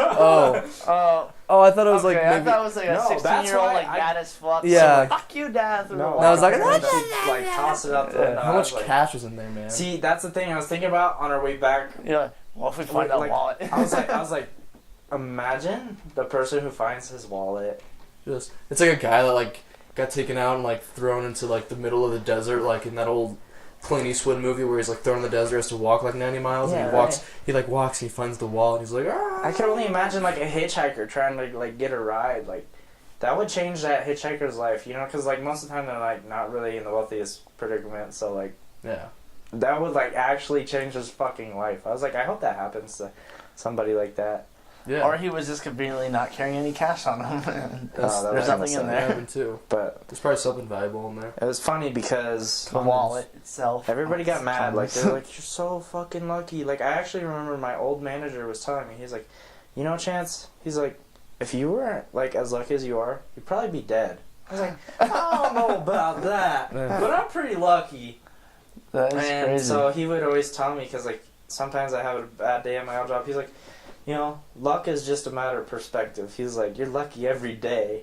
He's like, you don't know you're lucky until you become quote-unquote unlucky. He's like, luck is just a matter of perspective. So I was like, that's a cool way to look at things. And so I've been kind of trying to look at things that way. You know, like, that was absolutely insane that encounter happened. And I would... Like, and you're white. So I would put that on the like the top end of like the luck spectrum, but honestly, I think any day, everybody like any given day, I'm lucky. So I don't know. It's kind of a cliche thing to say. I'm lucky every day, but like honestly, it's like luck is a matter of perspective. I think. Yeah. No, yeah, I totally agree with that, and your manager's right that you only really start to notice it when you're unlucky, and you're like, man, why is the world against me? It's like, oh no, because it didn't work out for me today like it does almost every other day. Yeah, but see, like, even when you're unlucky, you could be even more unlucky. Yeah. He's like, I'd never have a bad day. He's like, I was like, why? He's like, the only time you'd ever have a bad day is if you woke up with fucking chain around your ball sack. He's like, you're getting tortured. I was like... Or if your dick was, like, super glued to your belly button and you had to do a handstand every time you wanted to take a piss. But wouldn't it just trickle down your face? God damn. Do I hit, like... That's another skit. Oh, no. There's another I actually heard that from Reservoir Dogs, written by Quentin Tarantino. Oh, my God. Like, they were, like, telling a story, and that was part of it, yeah. They'd just run down your... Like, you'd have a problem once you got to your chin. I guess, unless your dick was, like, it was so lengthy, it went all the way down to the toilet, and you could, like, still aim the tip of it. I don't know. Or if there's, like, the right perfect curve in it, it goes right by your face. Oh, yeah, if like, the full thing is, like, taped to your stomach, though, I see what you're saying, yeah. You did have to, like, go off your chin. You had to, like... Yeah. Why are we talking about this? This is about 75% of the podcast. It's conversations like that. No, and then actually, I remember... Yeah, he's just kidding, because it's actually 90% of the podcast. Yeah, I remember, because you were telling me the first time you were talking about the night vision goggles, and I was actually at work, and I was quoting Step Brothers, like, did we just go become best friends? Oh, yeah. And then I forgot what part of the movie it was where they're like, "Oh, dude, I got night vision goggles," and then he like turns the light on. Yeah. So I was quoting that movie, and like one of my coworkers didn't hear the whole thing. He goes, "Night vision goggles?" He's like, "It's illegal to have." He's like, "It's illegal to have." He's like looking around. "It's illegal to have," and he's like, "I got some." And I was like, dude, I was like, where? Where? What are they? Like, he thought I was being serious. He's like, "You got night vision goggles?" "It's illegal to have them." We could play together. We could play. I was like, this dude's a trip. You know what kind of Nerf wars you could have with night vision goggles in the dark? Come on. Dude, the possibilities. Tristan, you need to work on this for us. Yeah. No, Army boy, I'll just get on it. some of the night vision goggles from the arms room. No, just don't even do that. That's too obvious. Just take a part every day until Yeah, you can assemble. and then you're like gonna 3 assemble of them. Yeah. It's pretty much 2 parts. Okay. I'd have to like go through and like disassemble it, and I would just end up destroying it. Damn it. It might be easier just to take the thing out of there. All right, cool. And then Just have to edit that out of the console podcast. and, yeah, it would suck. Well, apparently somebody tried to steal night vision goggles one time, right before I got there. Oh, really? Yeah. They really thought it was a good idea, huh? Yep, and then they called everybody to work at like 3 in the morning and like locked it down until the goggles were found. Yeah. So this is actually way off topic, but it just came in my head. I was going back to like sports and stuff. What has life been like for you since you stopped playing sports, though? Because right now you're not on any sort of sports team, right? Right. Honestly, it's pretty similar. I just have a deep void in my heart. I just want to kill myself every day. Yeah, life's it's great aside from the fact that I'm depressed as fuck. And but it's just the same. Do you feel a void at all, or? Yeah, like honestly, I think most people can relate to. People don't know that there's gonna be like a last time you do something. Especially something like team sports. Yeah, and then like so, football. I didn't know there was gonna be the last time I was gonna do that, and so I think everybody that has played like a team sport like that always looks back and misses it. So I'm like, I don't want to classify it as a nightmare, or like I'll fucking have bad dreams in my sleep where it's like a flashback, but I'm like, man, I could have done this different, and I wish I could. I wish I could be playing. You know, I wish I could be playing, and I wish I could do this and whatnot. And that has kept me up at night before. I would lay down in bed and be like, honestly, I'd be like, I remember that one drop pick against Lewis Palmer I had. I could have had that interception. That could have gone for a touchdown. I always just beat myself up for it to this day. And this goes back way earlier in the podcast when I was talking about regret being like a poison, because like you regret like not like being able to like make that play or whatever. And so what's the antidote for that poison? I don't think so. I think once it happened, but I think you just gotta get over it. And then I think the best antidote is a preventative, would be like to not let yourself have those what ifs. You know, like in your case, you could have stayed here your whole life, and you're like, what if I just packed my bags and went to California? You know. Yeah. Or like you did go to California, you could be like, back. yeah, you could be like, what if I stayed in Colorado? You know, but people are always going to be living with that, and I feel like I don't know. Regret's a weird thing for me though, and I might just fundamentally perceive it different because I don't know. I don't regret all that much, and I've made so many fucking mistakes. If you know me, you know, like you could consider California a mistake in a lot of ways, and especially in coming back. You consider a mistake, but even the things that I've done that have turned out a lot worse than turned out for better. It's like it's still really hard for me to regret that stuff because I always can justify it with like, and sincerely justify it with like, yeah, you know, I learned something or I got something out of it. But I think we're defining regret a little bit differently. I think you see regret as you doing something that didn't end up the way you wanted it to. I think I see regret more as like, I never took that opportunity, you know? Like, I regret that I didn't do that. Not like, hey, I did that and I regretted it. You know what I mean? Like, those are two different things. I see. Yeah, you're not even talking about like the definition. Yeah, of I'm regret, talking just like missed opportunities. What you feel what your regret is and stuff like that. Like, I mean, like, I guess you regret more not doing stuff. It is regret, but it's like there's two sides of regret.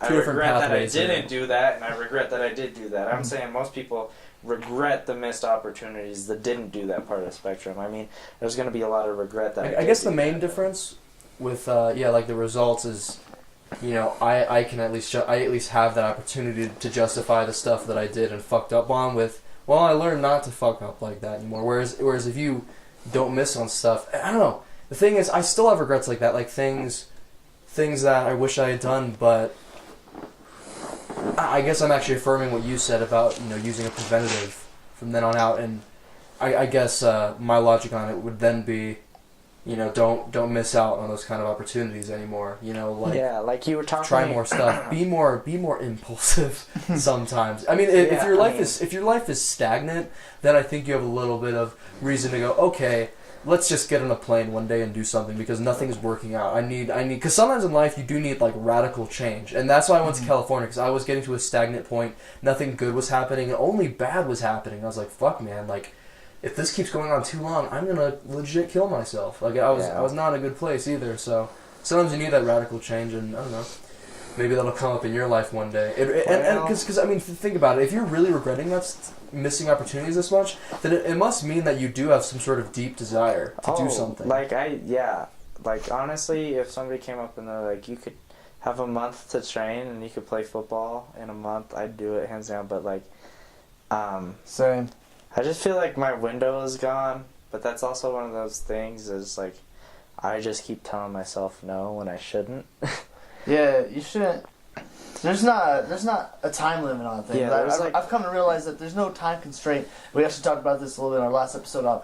I felt like my window for like learning an instrument or learning something like musical wise or something new is gone, and it's not the case. There's not a time limit or time constraint on things, so there's still opportunity there.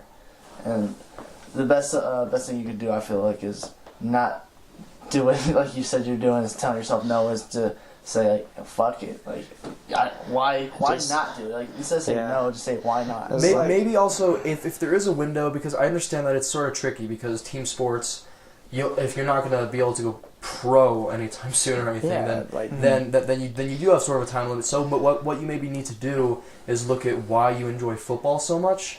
Yeah, and if it is just football you love so much, you can go play like semi-pro. You can go in a league.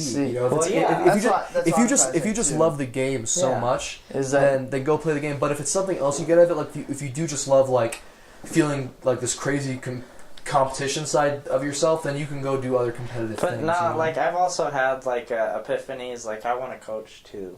See, and then you're still in the sport, but you're not. Yeah, not necessarily playing. You're still getting the game. And like, I mean, I've coached at youth football camps before. I'm just trying to find a job that will let me make money, because coaching won't pay. Yeah, it would be that's volunteer. Almost volunteer. It would be volunteer pretty much. So I want to find a job where I could make both of those happen. That's something I've always like a non-homosexual fantasize about. Was like I've thought about this for years. How much fun I would have coaching a youth football team with Chance. It would be so much fun. I love that you had to say a non-homosexual fantasy. Like I use the term fantasy for so much more than just sexualizing stuff. So I just have to no homo, but I fantasize about things sometimes. I have dreams, no homo. I don't know. Some people are like, fantasy. Gay. Yeah, so like, all that army brainwashing. Yeah, exactly. But like honestly, I feel like it's like not even like a fantasy. When I think of a fantasy, I think of like shit that actually can't happen. But like most of the things that people like dream of can actually be accomplished. It's just a matter of applying yourself. You're proud of who you are. Like I don't know what your dream is, but I'm almost positive you can accomplish it. And I don't know. Rex, I I want don't to even see know how many what your crops I can dreams fit are, into but my even mouth if like at you once. wanted to like do some like development in like movies and cinema, maybe even grow your like a YouTube channel like you're working on right now, it's easily possible. Like honestly, if you were like, hey, for some fucking crazy reason, you're like, I'm gonna swim across the Atlantic. You could fucking do it, Rex. I always wondered what's on the other side of that. We go back to the sea thing. We gotta get to the water. We need to go to the water. I would be your fucking hype man. Thanks, man. Well, you can hype up my other shit. There's so much shit I want to do. Like, I don't know. I actually what want else to do go across the Pacific. Now that you brought up the topic, one of my favorite things in life is like dreams and like accomplishing them, and I love supporting friends. Like, what are some things you want to do in your life? Like me, like you do seem like you desire something. Here's the thing: is like I had these stages. Like we're talking about football. I had stages of football. The first stage was just high school. I wanted to be a beast in high school. I was pretty good. I wasn't a beast. You sucked. We sucked. It was a collective effort. No, but like, so I wanted to be a beast in high school, and then I wanted to go to college, and then, like, honestly, I forget who it was. It was Michael Strahan. Michael Strahan in an interview, they were like, always talking about him, like, oh, what do you want to do when you grow up? And he would say, I want to be an NFL player. And then they would like laugh at him, and they'd be like, you can't really do that. And then he'd be like, well, why not? And I think that's like more of an attitude that more people need to have. Mm-hmm. Why not? You know, like, why can't I do this? You know? Well, a lot of the time it starts so early where parents will tell their kids like, well, you can't really do that because I wasn't able to do that. Yeah, you need a plan B. You need a plan B. It's like, well, guess what? The real winners out there, they don't usually have. I mean, it's like a plan B if all else fails or something really bad happens or something. But it's like that's in the back of your head, if anything. Like with me, I gave up the plan B thing a long time ago because I want to write screenplays, I want to make movies, I want to do that kind of stuff, and I realized that there are people that are working out there super hard on this shit, and the guys that make it aren't guys that are like, yeah, but I can always work insurance at my dad's agency. You can't have the highest form of success without giving it your best. Mm-hmm. Somebody put that in a rap. I was gonna put that on a t-shirt. Is that on your t-shirt? No. That should be on a t-shirt. Chance Curzon Lyrical Company. Curzon shirts. Copyright. I love you, bro. Rapper manager. Chance the Rapper. Chance the Rapper. Anyway, but did I fuck it up? No, it's fine. Oh, okay. I was like, I hope I didn't fuck up. No, I do that shit sometimes. But I did the last show. It's funny. No, I mean, like, you just gotta put yourself out there. Just open yourself up to it and, like, just accept the failure because it's gonna come, you know? That was actually the hardest thing probably for me for a long time, and I had such anxiety. I literally think one of the biggest causes of depression is that people can't accept failure. And, and when they fail, it's like, well, it starts with this. It starts with high expectations. And having only one expectation is inherently bad because it's like things don't ever really go 100% your way, even if they end up good. And if you set these like super solid expectations and they don't go your way, you're gonna feel disappointment and you're gonna get a sense of failure. And even if you do fail your initial goal, it's like you need to be able to handle that, to take that. I resent the fact that my parents never taught me that. It's like, and a lot of parents teach their kids the opposite, that you shouldn't fail, and it's like, what the fuck? Your dad busts in the room. What the fuck? I'm talking shit. But no, I mean, I think some of my goals, like I said, I was working up from. I wanted to be an NFL player, but once I realized that was kind of like a long shot. Like, I mean, never really gave up desire for that. But I was like, I'll be a coach, And now I'm just like, yeah, I could be a coach. Like, that's easily feasible, but. Now I kind of want to be like an outdoor outfitter. Like my passions are like hunting and fishing, and that's kind of why I'm wanting to move out of Colorado currently. I didn't know if any of you guys knew that. But yeah, I had put that down in my notes. So South Dakota, right? Yeah, I want to move out to South Dakota. I mean, there's no water here anywhere. You gotta drive down to Pueblo to fish. Like even duck hunt. I've really gotten into duck hunting recently. I love that. Really fun. And so hunting and fishing, and that's really what I'd like to do. So I'm like, hey, yeah, I'm gonna move out to South Dakota, and so I got all these things in the works. But like, I think you can have all these intermediate steps, but I think it's really important if you can keep your ambitions focused on your end. You got to choose a path in the end if you want to succeed. That's the hardest thing. Dedicate yourself. Like I don't know. It's especially. I realize it's hard to fathom while young, but yeah, there is a time limit on your life, and there's only so much you're gonna be able to do. And if it's important to you to master something, or like you said, to optimize your success in a field, you do have to give it your all, or at least 80-90%. And it's like, and that's hard to do because society almost makes it impossible to do because you're met with all these requirements. You gotta pay your bills. You're told you're supposed to go to school for 4 years instead of putting all your effort into one thing. And so like, people lose focus of that, and they're like, you talk to these people and they're like, oh man, I wanted to be a culinary artist, but I had a kid and I had to pay all my bills, and I was like, people just abandon their shit. Bills. Like, no, like, honestly, phone bills, Bill Clinton. It would be like 1,000% easier to pursue what you're interested in if you didn't have to like go through the loop just to try to live. Yeah, and the thing is, the cost of living is so hard. It's so high. That's why I'm so passionate about people understanding. And I'm not like the spokesperson on it. There's way better, brighter people like with their mission being to teach young kids, that they don't have to go the societal way. But yeah, it's like you really need to spend some time like figuring out what you want to do. That's also why I'm against going to college so soon after high school. It's like you should. It sounds cliche, but you should take a gap year or 5 and figure out who the fuck you are instead of making this big decision right away. But there's a thing too in like high school, like they were always pressing you, like, what do you want to go to college about? Like even when you go into college and you're like, I'm undecided. They're like, well, you're just wasting your time after you get your generals done. Yeah. And I'm like, well, like people will not know what they want to do. Like probably like, for me, I don't even know what I want to do. Like every other day, I'm like, I want to do something different. Yeah, right. Because it's not like. Could you sit there and say, and you're a pretty well-rounded person, could you sit there and say, yep, I know exactly what I identify as, I know, like, what I want to be, okay, right. Well, we're not talking about gender here. Jesus Christ. But I don't even know what I want to do. But exactly. Like, I know what I'm passionate about. I'm passionate about a few things. I could always pursue that, but doesn't mean I want to do that. But the thing is, even if you like one thing about, like, it sounds like to me, if I were to generalize it, you like sports and you like outdoor stuff. You like hunting and fishing or stuff like that. There's still so many avenues you could take from there. Right. Like, because you may go, oh yeah, a lot of people think this simply. They go, I like hunting stuff and I like clothing. So maybe I like selling clothing. But maybe you get in there, you're like, oh fuck, I'm not a businessman. I don't like thinking entrepreneurially. That's not me. Maybe it is. But also maybe that means making like a YouTube thing about reviewing hunting stuff, or I don't know. There's so many different fucking paths, things, right? Yeah. Which is like why I think it's crazy to like have people straight out of high school be like, "Hey, what do you want to do?" You're 18 years old, like now, or die. How could you expect anyone to know what they want to do at that point in time? Or you see that crackhead on North Nevada? That's gonna be you. Yeah, unless you go to college and you do exactly as I said. And it's worse. It gets worse when you go into the army, because a lot of people join the army because they're like, I don't know what I want to do yet. I'm gonna take some time off. I'm gonna go work, get myself stable. This is what I did.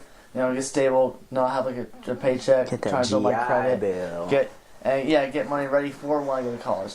Well, then you get in there and they treat you like you're a dumb piece of shit and you're not gonna amount to anything. Because then they're like, oh, you're hitting like 21, 22, and they're like, what are you going to go to school for? Like, they ask you still, like, I still don't know what plan is. I'm talking about, like, when it comes time for you to re-enlist, they're like, you just need to re-enlist. You don't even know what you want to do yet. Like, you're not really going to not say anything out there anyways. You're not going to like it out there. Like, they pretty much just try and decide, like, they try to brainwash you and decide for your own shit. Like you just need to stay in. And I'm like, no, you stay in the cult. Yeah, I was like, you just need people to stay in. But you know what's crazy, though? Is, like, like how like they have these like big video game championships, or like a lot of money. Yeah. Like back in the day, like your parents would like be like, "Get the fuck off the game console! You're wasting your fucking time." Now there's people making a living. But then there was that one motherfucker that stuck to it. Like, there's like the ninja who makes like hundreds of thousands of dollars playing Fortnite, a free game. Think there was that pioneer that like he's like, you know what? Fuck you, mom. Fuck you, mom. Fuck you, mom. I'm gonna play. There's a kid that worked out that for him, made a 360 no scope on Modern Warfare 2 and recorded it, You get a lot of views. They start making money. They monetize the video, and there's and now here we are. Yeah, and then there Fortnite. was like what was it, Joe something TV, and now it's Twitch, and now there's school for gaming. You can go to school for gaming. You get scholarships for college just because you're good at video games. Gaming like esports now at some schools. Yeah, but I'm just saying, it's like so crazy. Like, it's pretty crazy. Fuck the societal norms. Like, that's what I'm saying. Like, it's ever changing. Anything you can do, ever changing. Just do it. See, this thing I like about this generation versus the very last immediate one is that they all thought they like knew what they were doing, and again, philosophers from before Christ realized, you know what, nobody really knows what they're doing their entire life. We're all just figuring out our entire life, and the smart people are constantly trying to learn and figure out as much as they can.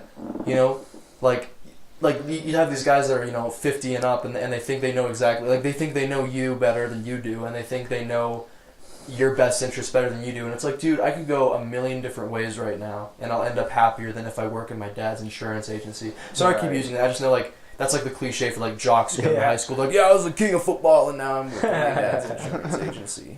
Yeah. That's funny. But yeah, there's so many different fucking places to go, things to do. It's like, I really like the idea that you're thinking of moving at some point. I love how simple that the simple catalyst is that there's no water here. That's no water. That's interesting. Take me to the water, Tristen. Take me. It's like that song, Take Me to the Water. No, that and I mean, I'm not very good in big cities. Like, I mean, I'm good. You're more like a small town kind of city person. Dude, the way you're describing yourself and the way you look, you're just like the all-American. Like, it's all-American. Let me fucking rip off my shirt and scream America as I pee in the streets. Oh man, that's just Philadelphia. Oh yeah, sorry, my bad. Yeah, okay. Yeah. I mean, Philadelphia kind of made us their bitch, so I'm still confused. They can't even keep the bells intact. Oh man, don't get me started. I know. I do everything. You know what he told me the other day? He's like, "This is your podcast or Rex's podcast?" Oh, I was like, "It's our podcast." It's our podcast. Yeah, I couldn't do this without you. Yeah, and he goes, so like, who puts the videos together and stuff? I was like, oh, well, Rex does that. He goes, so it's his podcast. No, it's like I look at it like, I'm the producer, he's the talent. Yeah. He's the talent. Like, I'm the creepy guy with the mustache behind the camera, and he's like the webcam model, So what inspired you guys to start the podcast? It's a good question. I've wanted to do podcasts for a while. I obviously really like podcasts. As I was telling you before, I have tons of podcasts that I can recommend you. In fact, in a little bit, I want to go over like my top 5 podcasts. Because Tristen having a podcast should listen to podcasts. This has always been in my head. Is Joe Rogan on your top 5?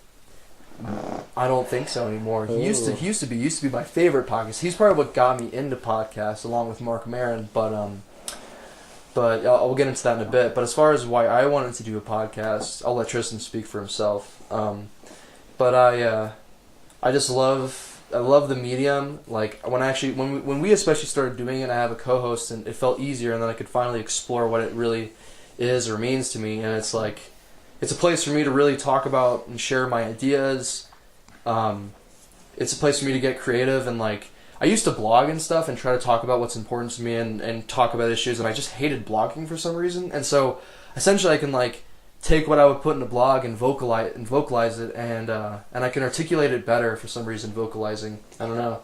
I write screenplays, but I'm not as much of a writer otherwise. I don't like not writing nonfiction, and I like balancing it against somebody, but more than anything, I like an excuse to have good conversations with people. Like I told Tristen straight up, if nobody even ever listens to this podcast, it's awesome that we're going to have conversations. It's awesome. It's awesome that we're going to have 2 to 3 hour conversations with people that we regularly wouldn't. In fact, yesterday we realized something very interesting about about podcasting, especially long form, like 2 to 3 hours, is that think about how many people that you've been best friends with for years, or even your own family, your parents, and you've never sat down and talked to them for 2 to 3 hours. Like you don't just sit down and have a conversation. You always end up going and doing something. Like this is a unique kind of experience. That is sort of new to as a result of like the internet and stuff. It's a side effect of the internet that now people's attention spans are being proved that they can like talk for 2 to 3 hours. You know, I mean, the closest thing before was like lectures, where like a guy would stand on a stage and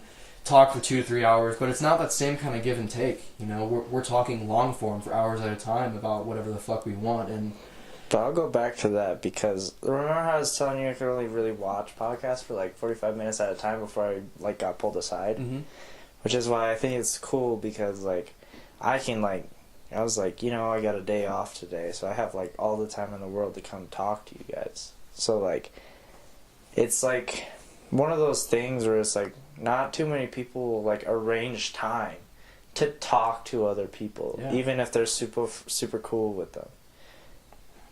But that's like why I was pretty excited to do this in the first place. Yeah, I definitely feel like I'm like I'm glad you asked to be on. Yeah, seriously, thanks, man. Yeah, I honestly feel like you're finally like my friend. Like I've never really like I always liked you. Tear rolls down my eye. The right eye, yes. No, but I never really got to like hang out with you, and this is, and again, not that many people have this sort of. It's a unique experience to have with somebody, especially somebody who's almost a stranger to me.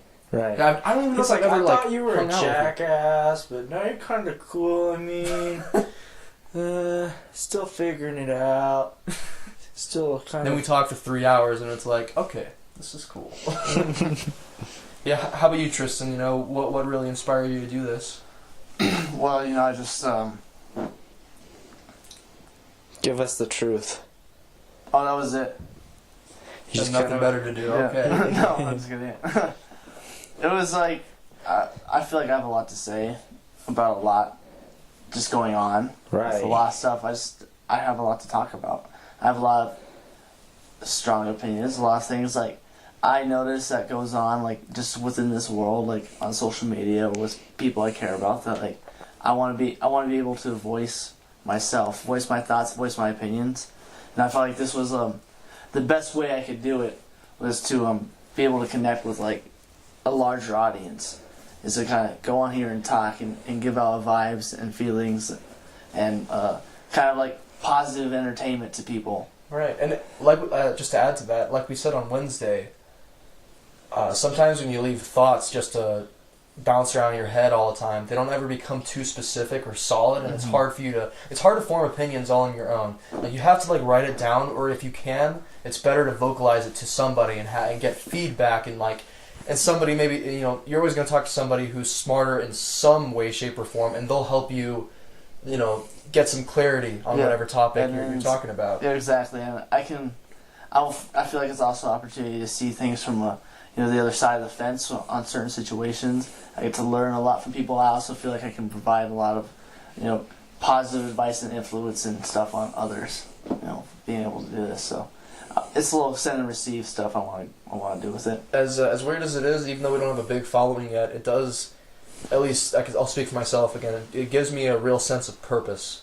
You know. See, I feel like it's something that I have to look forward to, and I know that if nothing else, I can at least like put out my thoughts to somebody, to at least one person I know who cares about. Or at least two in this case. Yes, well, you know what's weird though is that at the beginning of the podcast, I was kind of thinking about like, wow, people are gonna like hear all this shit I'm saying. Like it's like I was kind of thinking about where my words were going, but then I kind of understood why these things kind of take 2 hours, because after like the hour mark, you're like, you forget all about it. You're in it. You're just having a conversation. Like, That's honestly what we rely on. I've realized, like, sometimes I think about the craft of podcasting, you know, because I want to get really good at this when you think about it. Another reason I want to do podcasting is that... a podcast about podcasting. I want a podcast about how to have the best podcast for podcasters.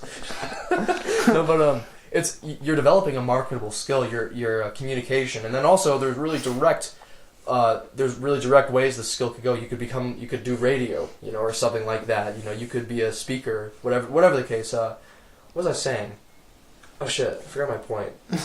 What were you saying? You were saying about how he understands why it goes on for like 2 hours. Because you hit your stride because when 30, this is my first time doing like anything like this. I mean, so the first few minutes I was like thinking about like, wow, my words are gonna be put up on the internet, and then after an hour and I was like, oh, there's a microphone. Yeah, you're just Tristan's sitting here trying to fucking cross streams with me. There's a microphone. Yeah. But that's exactly what this is. Yeah, and I definitely rely on there to be a point where conversation just kind of like starts to happen. It's like we haven't gone unlucky yet, but I imagine in the hundreds of episodes to come, there's going to be a guest that comes on and is thinking way too hard about that, you know, and they don't just kind of let go and talk like they're like maybe they, because I feel like if you stay attached to your ego too much and you're thinking too much about stuff regarding like, oh, do I sound smart right now? Am I being funny enough? Like, because it's, you know, it's kind like of weird shit hard like that too, because like I know like there are points in like each one of the our own stories. Like there was a point in Tristan's stories where he was talking about like being drunk, and I just wanted to interrupt so bad and talk about myself. Be like, dude, there was this one time I got so fucking drunk. That's the worst part, is because like you hear other things that reminds you of something that you want to talk about, and it's hard to stay on point too. All the conversations start to bleed into the next. And while it's easy to talk about, I imagine it's harder to listen to when you start like going from one point to another. See, you learn to listen with this. There's all these fucking selfish benefits of doing a podcast, honestly, or even just being a guest on one. Like I don't know, I love this sort of thing. I really do. Super fun. Sorry, I had something I was gonna say, but I forgot. I started thinking about how much I love this shit. But it's a good time. You're a good first in-person guest too, because I feel like people will listen to this and be like, okay, yeah, this seems fun, and even what you're talking about right now, it's like now you're having fun. We're all having fun, okay, people. Yeah, I swear. No, like there's not like shotgun a chance's head with a little fucking script in front of him. Say like, this. The reason I like came to Tristan about it is because like the idea of doing a podcast sounded really fun. B, like I like having conversations with people, and C, like I've just been like trying to like just do more for myself, you know, do more. I think that was a big reason, honestly. Like you reminded me, that's another reason I wanted to do the podcast. I just wanted to like, again, I guess Tristan already kind of put it the best way, that just have something to look forward to, and yeah, to do more shit, to like get myself out there more. Especially being like someone, I want to be a content creator. You know, I want to make stuff, and dude, you're well on your way. Thanks, man. Yeah, I don't want to get an ego run, but have you seen my photography at all? I'll show you some stuff. I've shut myself out of photography. Nah, I don't know, but like I just like good content. Like I feel like I've watched YouTube since my sophomore year in high school for like 6 years, and I don't want to sound like one of those people like, oh man, back in the good old days. But like honestly, like FaZe Clan, cringe all you want, but I watched FaZe Clan. They like changed so much. And so it was refreshing to see like something like you're doing is like reverting back, where like it might not be suitable for like a platform like YouTube because they're getting so strict and so anal, but like it's very funny, like because like I love FaZe Clan because they were them, and then all of a sudden they started getting this money, and then they turn into something I didn't want to watch. And that happens with like a lot of people. YouTubers. See, what happens with I realize what happens to a lot of these YouTubers is they realize the demographics. They look at demographics and see that most of the people that are watching YouTube, by a huge abundance, is kids. So that's why you see all these YouTubers that like back in 2005, especially the OG YouTubers. You'll see when it first came out, they're making actually funny stuff, and then nowadays it's mostly kids. Like it's like 2/3 of people watching YouTube are kids now, especially in the gaming community and stuff. So that's why. So they're aiming their content towards kids now, and it's not actually funny. Well, not only are they aiming it towards their demographic, but they're aiming it towards YouTube guidelines. What is YouTube going to promote? They're worried about getting that big views. Like, honestly, that's the thing that makes me really upset with a lot of the people that I used to watch, is because you could actually tell when they were making it just to, like, have fun. And just doing it for and then you can tell when they switched to it for and the then views, they're like views and money. That's when they lost me, and I'm sure they lost a lot of people too. Yeah, eventually all the good YouTubers find a different path. Like I really like channels like Good Neighbor Stuff. They're like some of the funniest fuckers ever. And now 2 of the 3 write for SNL. So it's like they end up having to find their other thing. Jimmy Tatro, Life According to Jimmy. He's, I mean, one of the best. Like now he's an actor. So now he's an actor, and he's having trouble getting out of the whole like jock thing. But I mean, he's making money. Did you see his Netflix show American Vandal? It's not his, but he was the star of it. American I've seen Vandal. the one on TV. What's the one on TV with Jimmy Tatro? It's a TV series, but they got the scorpion in it all the time.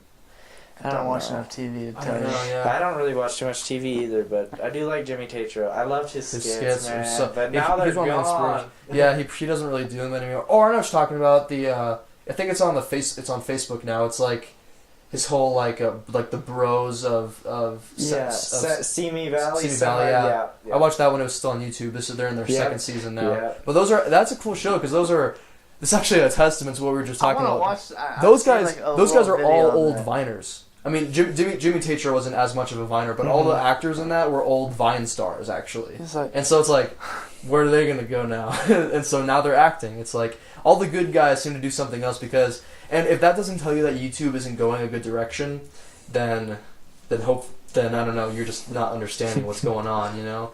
And I know our podcast is only on YouTube right now, but it'd be awesome to get it eventually on Spotify. Yes, I was about to tell you, Spotify is it's the best, dude. It's the fucking best. Because you were going to give me a rundown of your top 5, but I was about to be like, well, there's so many different podcasts out there. Like, I like to listen to the sports one.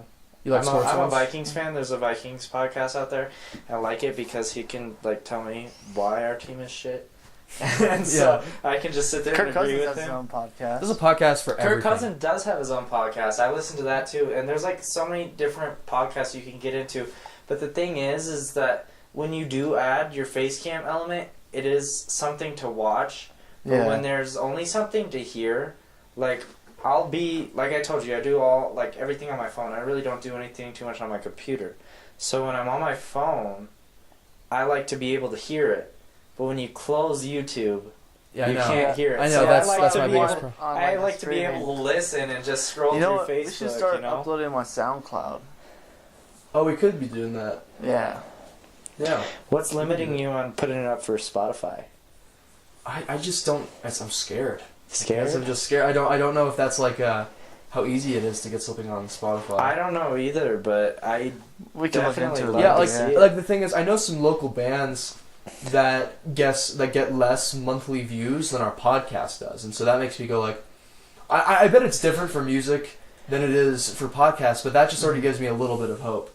Like I see bands on Spotify they get 4 monthly listeners, and I'm like, okay, that makes sense. There's 4 people in the band, but then it's like, you know, I like that's fucked up. Yeah, that's fine, though. I mean it's hard not to notice that though. Like I saw a local band that I've seen live and found them on Spotify. I was like, that's pretty cool, and they're okay. They're not great, but they're okay. And I saw they have 4 monthly listeners, and I'm like, 1, 2, 3. Oh, there's 4 guys in the band. Okay, and 1 grandma. Seriously. But yeah, you know, let's talk about podcasts for a second because it's I know it almost seems like too meta to talk about podcasts on a podcast. Yeah. It's a podcast in a podcast in a podcast. And then we're going to talk about how to podcast for podcasters. And then you take out 2 podcasts with 1 podcast. You know, it's just that works. Would that be a double podcast? So podcast. So first of all, the kind of content you guys a podcast podcast. Oh my god, I was watching Blue Mountain State recently again. Oh god, you said fuck that shit. Yeah, that was funny when I was like in high school, but I tried revisiting it, and I'm like, oh god, I can't. I wish my college experience went like that. They like got me way too hyped up for college. Right. Anyway, I don't know if I've ever seen an honest representation of college in media, though. To be fair, I don't know. I think it would. I almost think that people should just do... I wish there was a way to do a free year of college. Just where you can go to the dorms for free. A trial. I mean, you could just go out of the country. There's plenty of places where you can get educated for free. Do that? I'm a German citizen, so I could have gone to Germany, but I fucked that up bad. Oh, yeah?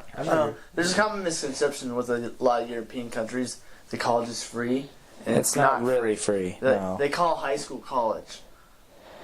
Well, hold on. In Germany's college was free, but now it's not. But it's pretty much next to nothing still. Okay, yeah. I mean, at the very least, much cheaper in other countries. I'll say that it's not as much of a scam. It's like it's just. I bet they do value it more as an option. Okay. Yeah. I'm sorry for getting you off topic about your pocket podcast. Oh, that's fine. Oh yeah. So.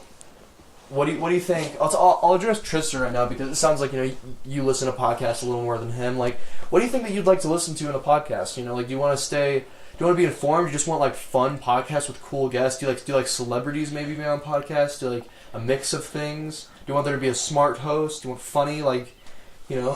What do you just think? Kind of open. Okay, so I'll start with this. My favorite new podcast that I found. It's a newer podcast, but it's also new to me. It's called The Armchair Expert, and it's with the old actor Dak Shepard. He's not old, you were telling me about this. Yeah, do you guys know who Dak Shepard is? He was like in Idiocracy, and he's married to Kristen Bell. He's mostly known for that, for being married to Kristen Bell, but he's in a lot of really dumb, bad movies, and I was like, so I was skeptical. I was like, okay, this is kind of weird, but it's like the kind of same setup as like Joe Rogan's podcast, where he gets a lot of like celebrities and comedians and stuff. So I was like, okay, I'll try it. And he's like a way better host than like most people. He's like actually really smart, and the title Armchair Expert is perfect because he's like an armchair expert. Like he knows a lot about like everything, but doesn't like understand much. So he gets real experts on, and he like can hold an intellectual conversation. Well, geez, we're plugging this show. Are we getting paid? Yes, yeah. All these podcasts are paying me now. Today's podcast is brought to you by.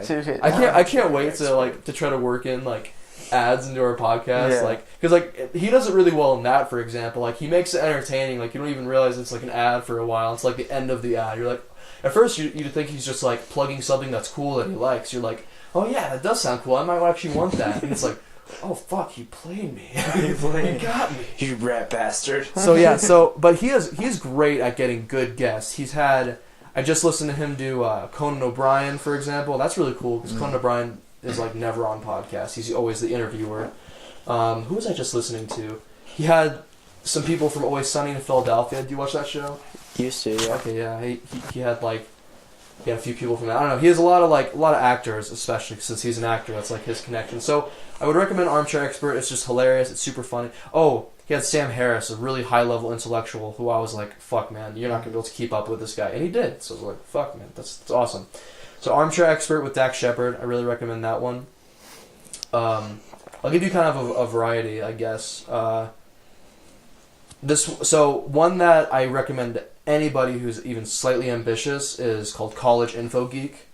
And I'm not into college, but basically I've heard that one. You've heard of that? Yeah, they have a YouTube. They have a really popular YouTube channel. They're like everywhere. That might be why what I've heard of them is the YouTube channel. Yeah, I think I've seen some other videos actually. Yeah. You probably have. I mean, like, basically they're a productivity podcast. That's what I would sum them up as. But it's awesome, and they talk a lot about like study habits. You know, like sleep stuff, self-esteem. I mean, basically like anything productivity, like just how to round out your life a little bit, and that's like their primary focus. So that's the thing. There's a lot of podcasts that are like focused on one thing, and then there's like more general conversational ones, like you talking about, the sports one, where it's obviously about the Vikings. I like those ones. I like Joe. I mean, like Tristen said, I like a variety. However, I'm not super into the whole educational ones. I will get into them, but it's gonna be something I'm interested in. So I will say this: since you like Joe Rogan, who's like a better version, I would say, is Mark Maron. Mark Maron's actually like, he's I know you're not into educational stuff, and he doesn't try to educate people, but it's nice that he's smarter than Joe Rogan, and he's a lot more like authentic. Like Joe Rogan, the one thing I don't like about him is that he's kind of starting to sell out, and he doesn't always give like his real opinions on things. He's overly careful in some ways. I've analyzed him a little bit. I won't get into it, but like he has a lot of necessary criticism for this type of stuff too. But Mark Maron's he's authentic sometimes to a fault. Like he gets like emotional sometimes, but it's also like super entertaining, and he just gets how to like get you to listen. So Mark Maron, but same type of guest, a lot of the same guests actually. I guess I really just like the good personality driven ones. Mm-hmm. You know what I mean? Like the celebrity personality ones. Because I like the Pat McAfee podcast too.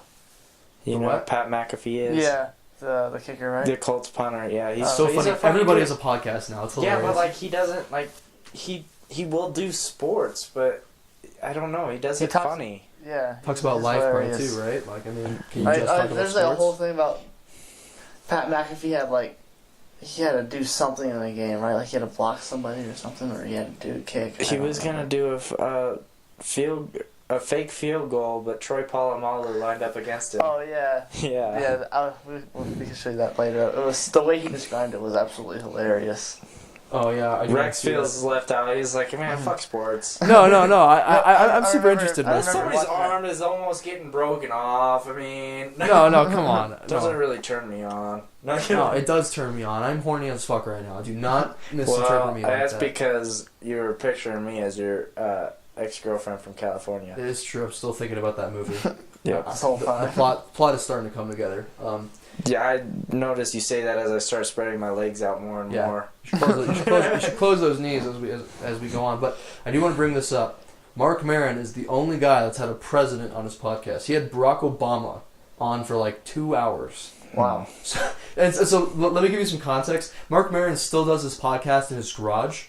He has all these famous people come on. So when he had Barack Obama, there's like, lines of security around the block of his house. There's security. There's like SS guys in the garage, just like arms crossed, looking at them, like because he can't be left alone. And he was Barack Obama sat in his garage with like garage shit everywhere and did a podcast with Mark Maron. That's cool. I think that's fucking hilarious. That is awesome. Yeah, that's really cool. Barack Obama's a good personality too. Yeah, he has a really strong personality. I'm not gonna get into politics, but he's got a good personality. Yeah. He's a likable person. He understands how to really connect and speak to people. Yeah, and I think something to keep in mind is that nobody does a good job of being president. I think that's something that people leave out. Like nobody's good at this fucking job. It's a hard job. We were talking about that. We were talking about Joe Rogan's podcast, and now we're going to here because that was actually in one of his comedy skits. Oh really? He's like women. He's like, don't be mad you're not president, because is this guy get copyright strike Joe Rogan? I'm not gonna see it, but basically he's like, it's a fucking job that no one can do, so don't feel bad, women. Okay, yeah. That makes sense.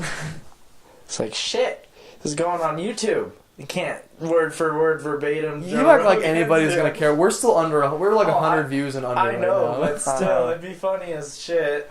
Then it's like erase our YouTube channel. You can't talk about that. I mean, we can commentate on pretty much anything we want. That's the thing. We can commentate on it.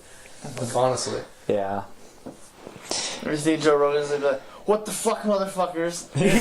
He's listening to our podcast like right when it comes out. What the fuck? Dude, it'd be fucking hype. He's one of our 7 subscribers. We won't say it again if you can give us a little shout out. We'll just say Joe Rogan 50 times, and hopefully it ends up on his recommended on fucking YouTube. You know, be a good goal like for me, because I want to podcast the rest of my life. I think, especially starting early, I'll get really good at it. And it's like, so I want to be a screenwriter, and if I get to make movies someday, I might have enough traction to get some of these guys on my podcast. I might be able to get Mark Maron. I might be able to get Joe Rogan. They're not too old yet. They're both like 50. So that'd be awesome. Yeah. We have like a 90-year-old Joe Rogan on the podcast. you abduct him from like a home? Nursing home. Or do I do it in the nursing home? Yeah. He's like, who are you? I saw some cool shit about apes. Okay. So that brings up a cool topic. Who would be your most who would you want to do a podcast with the most? Who would be the most esteemed guest? Like that. That's a great question. That stereotypical question. If you could have dinner with one person in the but world, if you could sit down and talk for 3 hours on the record with somebody. And then I want to ask Tristen this. We'll just go around the table and answer this question. This is tough. Everybody's thinking right now. I'm tempted to say Mark Maron, because the thing about Mark Maron is that he's also like, he also kind of started the entire movement of podcasts. He's who made it popular, essentially. But there's probably people I'd rather like talk to. I don't know. See, I feel like this question will change over time for me. That's like one of those where you almost have to like think about it for a while. Yeah, no, seriously, because there are comedians that I want, because I love comedy, and there are comedians I just love to talk to. But then there's also like podcasters who I'm inspired by, and then there's also screenwriters. Quentin Tarantino. Yeah, there you go. Quentin Tarantino, because he never goes on podcasts, really. He was on Sway in the morning. Really? Which was cool, yeah. I was hoping he'd freestyle, but no, he didn't. He didn't make Quentin Tarantino freestyle. But he asked good questions. He asked him, like, how do you feel about retaliation, about using the N-word in your movies? He's like, I don't really get retaliation, He's such an interesting guy. But I would love... He's never sat down and talked to somebody for 3 hours on the record, so... I would have so many questions for him. I've seen all of his movies a million times, so Quentin Tarantino, final answer. Nice. Yeah. Do you maybe have one? It's hard for me to think of one specific person I want to talk to. I'd say Santa is pretty... Dude, fucking... a slightly I'm just so curious how he a does it slightly all. better one. How A do you- slightly better person than Santa would be Yoda. Yoda. Yeah, Yoda would be cool too. Could you imagine having a podcast with Santa? Like, how the fuck, man? Like, just How look do him you dead do in it? his eyes. What is your Just secret? you slam your hands on the table. Just how do you Just do it? I've run the numbers several times. It's impossible. It cannot be done. Yeah, he just, Reindeer can't even he just fly. sits back. Have you heard about time travel? Oh shit, Mr. Claus. Oh shit. How's Mrs. Claus doing? Mm-hmm. How old are you? You Yeah. just nail him with questions before he Dude. can answer. Oh my god, we should have a podcast with Santa. Air quotes. Santa. We should. 100%. We should have like a Santa impersonator. Like just get one off the street in December. Oh my god, we missed our window last year, but Yeah. we'll do it this year. That'd be hilarious. Like a guy that's Jesus. really committed. Like fucking. Have you have you seen that movie Office Christmas Party? No. They're going up in the elevator, and they got the actors for the. What is that thing called? The The North Pole. No. No. I know what you're talking about. Like I the have no idea. where like everybody's standing in front of the manger. Yeah, Right? yeah. What is that? Oh my gosh. Oh man. Anyway. I think everybody knows What are what you we're talking talking about? Yeah. The actors for like when baby Jesus was born? Yeah. Yeah. Oh, okay, like the wise men and stuff like that? Yeah. Like, Pretty yeah, much. yeah. So anyway. am I on or am I like, No, yeah, no, you're on. But there's Like, a word it's for like, it that yeah. we're searching for. Mhm. There's a Anyway, word so for it? Jesus is going up there I for just the watched party, Christmas, I did. and he's in there with a bunch of random people, and so the main character gets in the elevator, and he's like, he looks at Jesus, he goes, "How you doing?" He's like, "Awesome. It's my birthday." he's like super dedicated. That's amazing. He's so method. So Yeah, method actor. yeah. That's amazing. I don't know though. I really can't think of like. It's a hard question. It's one of That's those like- where you just that's can't like- ask on the Dude, fly. you need a podcast. That's a good question. Well, no, it's not one of those that you could just ask on the fly, because then you're gonna have like 10 minutes of silence, just people thinking. I mean, sure you could edit it out, but I mean, no. I mean, you could just figure it out like how I did. You know, I went through it, so it's like, you know, there's all these different people. There's celebrities that you probably look up to. There's athletes. There's also novelty figures. Like, I mean, having the president, just the novelty of that. Even if you're not like a political person, it's like, historical. don't you want figures, to add? Don't you want to ask Obama, like, you know, does, like, if he likes peanut butter jelly sandwiches or something? It's like you just have that novelty of that. You're the fucking president. I know You're- mine's gonna sound like a all-American, sports loving douche, but Tom Brady. I was about to say like Brett Favre or something weird. Like I thought you were gonna ask something. Like, Yeah, I mean, like, By far would be cool. my first question with him would be my last. Why the fuck did you throw that interception? You didn't have to throw the ball, Brett. Yeah. Be one of those podcasts that really asks like those edgy, tough questions, and it's just, Yeah. why don't you do that? Nah, I'd like to Fuck sit this down out and in the talk Super with Bowl. Tom Brady. Fighters, Yeah, no. fighters, Just, man. I've been writing these I was lists in my thinking about head Kimbo this whole time. Slice. Honestly, He's I was dead, like, but I yeah. know, but I was just saying all time, like all time, like. Oh, if you, I mean, all time. That's an even That's harder an even harder question. one, It's like yeah. I want to talk to Abraham Lincoln in that case. I I was like, so when did you decide that black people were cool? Like, weird shit like that. Yeah. Kimbo So Slice for is- right now, you don't have to. It's not like you have to Yeah. settle this forever. But if you could have somebody walk through right now, who would it be? Would it be John Jones? You know, See, I was just thinking, I don't know. I was thinking John Jones would be up there. I would actually rather talk Daniel Cormier, and I would probably ask some tough questions. Like, don't kick my ass here, but you know, like, how do you feel about the way that you're portrayed whenever you're in the room with John Jones? Because I would tell him about, you know, I see you as the champion, and I love you, but as soon as John Jones gets in the room, or is even on Twitter with you, you become a pussy. I wouldn't say that to him. I Yeah. would say, but you know, you seem to fall apart a little bit. Like, I really want to see what he has to say. You know, be a heated one as if Conor McGregor, because even in regular ass interview, Conor McGregor just will not. He does not do good interviews. I think there's tons of layers to Conor McGregor, and if you were to actually get him, it would be hard to get him down to like the genuine Conor McGregor. yeah. Who is he with his wife and his daughter? Like it'd be hard to get that Conor McGregor, but that would Yeah. ultimately be That'd be the goal. crazy. Yeah, he's such a mystic dude. What about you, Chance? Who would you want? Oh yeah, you said I said Tom Brady. Yeah. Tom Brady, But I think if we're gonna go for like a someone who would have like a very interesting conversation with musicians. That's a big one. That was a big We're one. not really talking about. Yeah, I think I would talk with more like of a philosophical dude, or like somebody like that's just a jackass.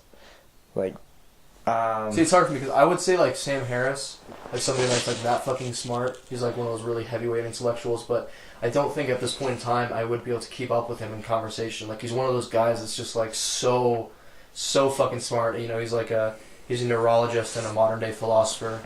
He wrote the modern day book on free will, and I have so many questions for him, but I don't know if I'm ready for those. Sometimes answers. like it's not even like those big people, like, because you watch enough of Joe Rogan's podcast, you've probably seen the episode with him and the guy who got the life sentence in prison.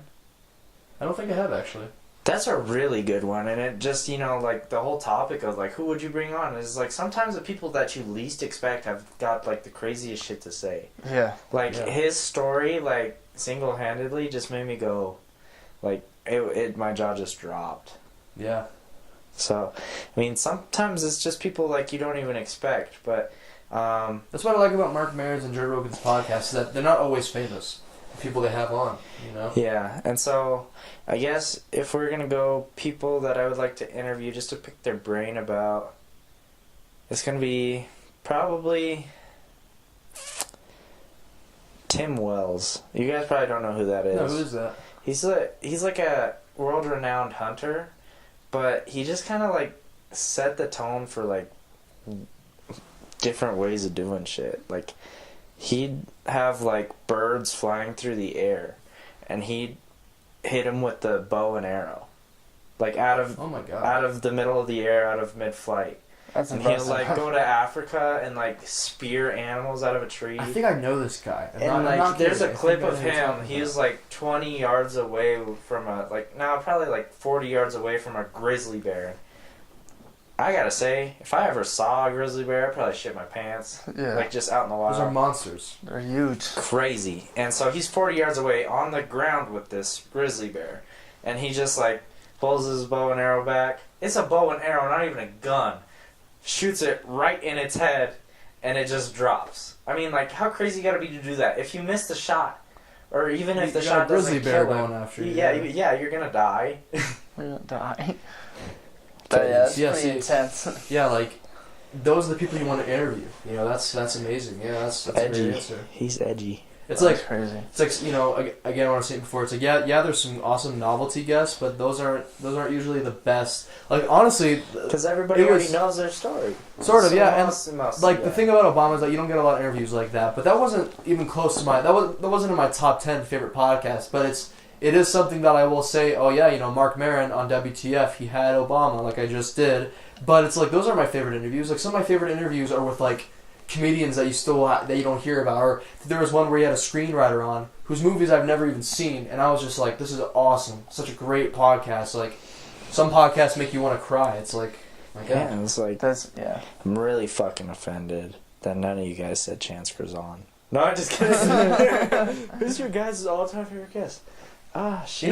Chance. No, I'm kidding. But you bring up a good point, though. I didn't know what to expect with you because I don't know you at all. Like, I was like, for all I know, I was like, I'm happy to see him. But a worst case scenario, in the back of my head, I'm like, this might be a boring podcast because I don't know him. I don't know what he's like. I don't know if he's amusing in the slightest. But you came on, and this has been a really fucking fun time. I've had a really great time. It was awesome. Yeah. I'm glad you were here.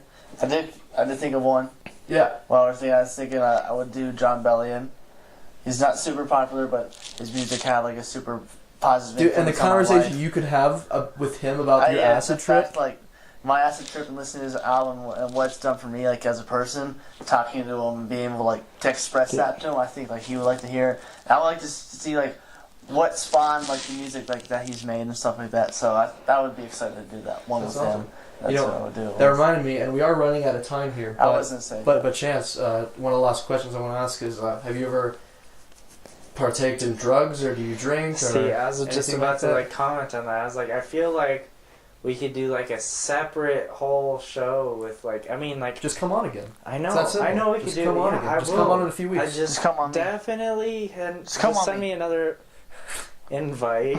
Don't send me another invite anymore. But like no, yeah. Send me too. So I've had very small encounters with drugs, but like the encounters I have been really funny. Yeah. I mean, it's all weed. I mean, that's the only real drug. Oh, so that's the only drug you've done? Have you drank before? Do you drink? I drink, yeah. I mean, you worked at alright.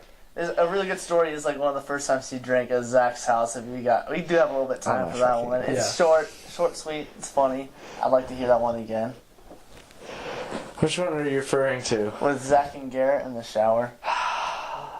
You made that sound so gay. Yeah. Zach Garrett in the shower. You Zach and Garrett in the shower. Yeah. So now I'm forcing you to tell the story. See what I did there? I made it sound gay, so now you have to defend yourself by telling the story. That was a debate tactic. So basically, I just got naked and I saw Zach in the shower. I sucked him off and I sucked Garrett off and then they sucked me off. And the story and the podcast. No, anyway, so it was one of my very first time getting drunk. I go over to our buddy Zach's house and for some reason, Zach had moonshine. What the fuck? Okay. So I probably had about 2 shots of moonshine, and he just started mixing drinks for me. So it was just straight hard alcohol. Never had any type of alcohol before. And I don't know, I just got so fucked up that I was just kind of perplexed by everything. I was like, I don't really feel the same. Like, everything's kind of numb.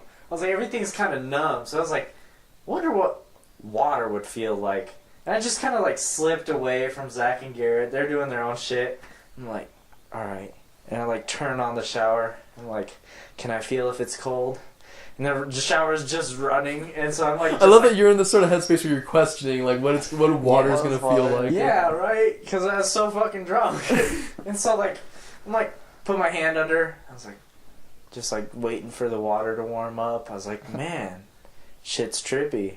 And fucking drunk as fuck. Zach comes in. What the fuck are you doing?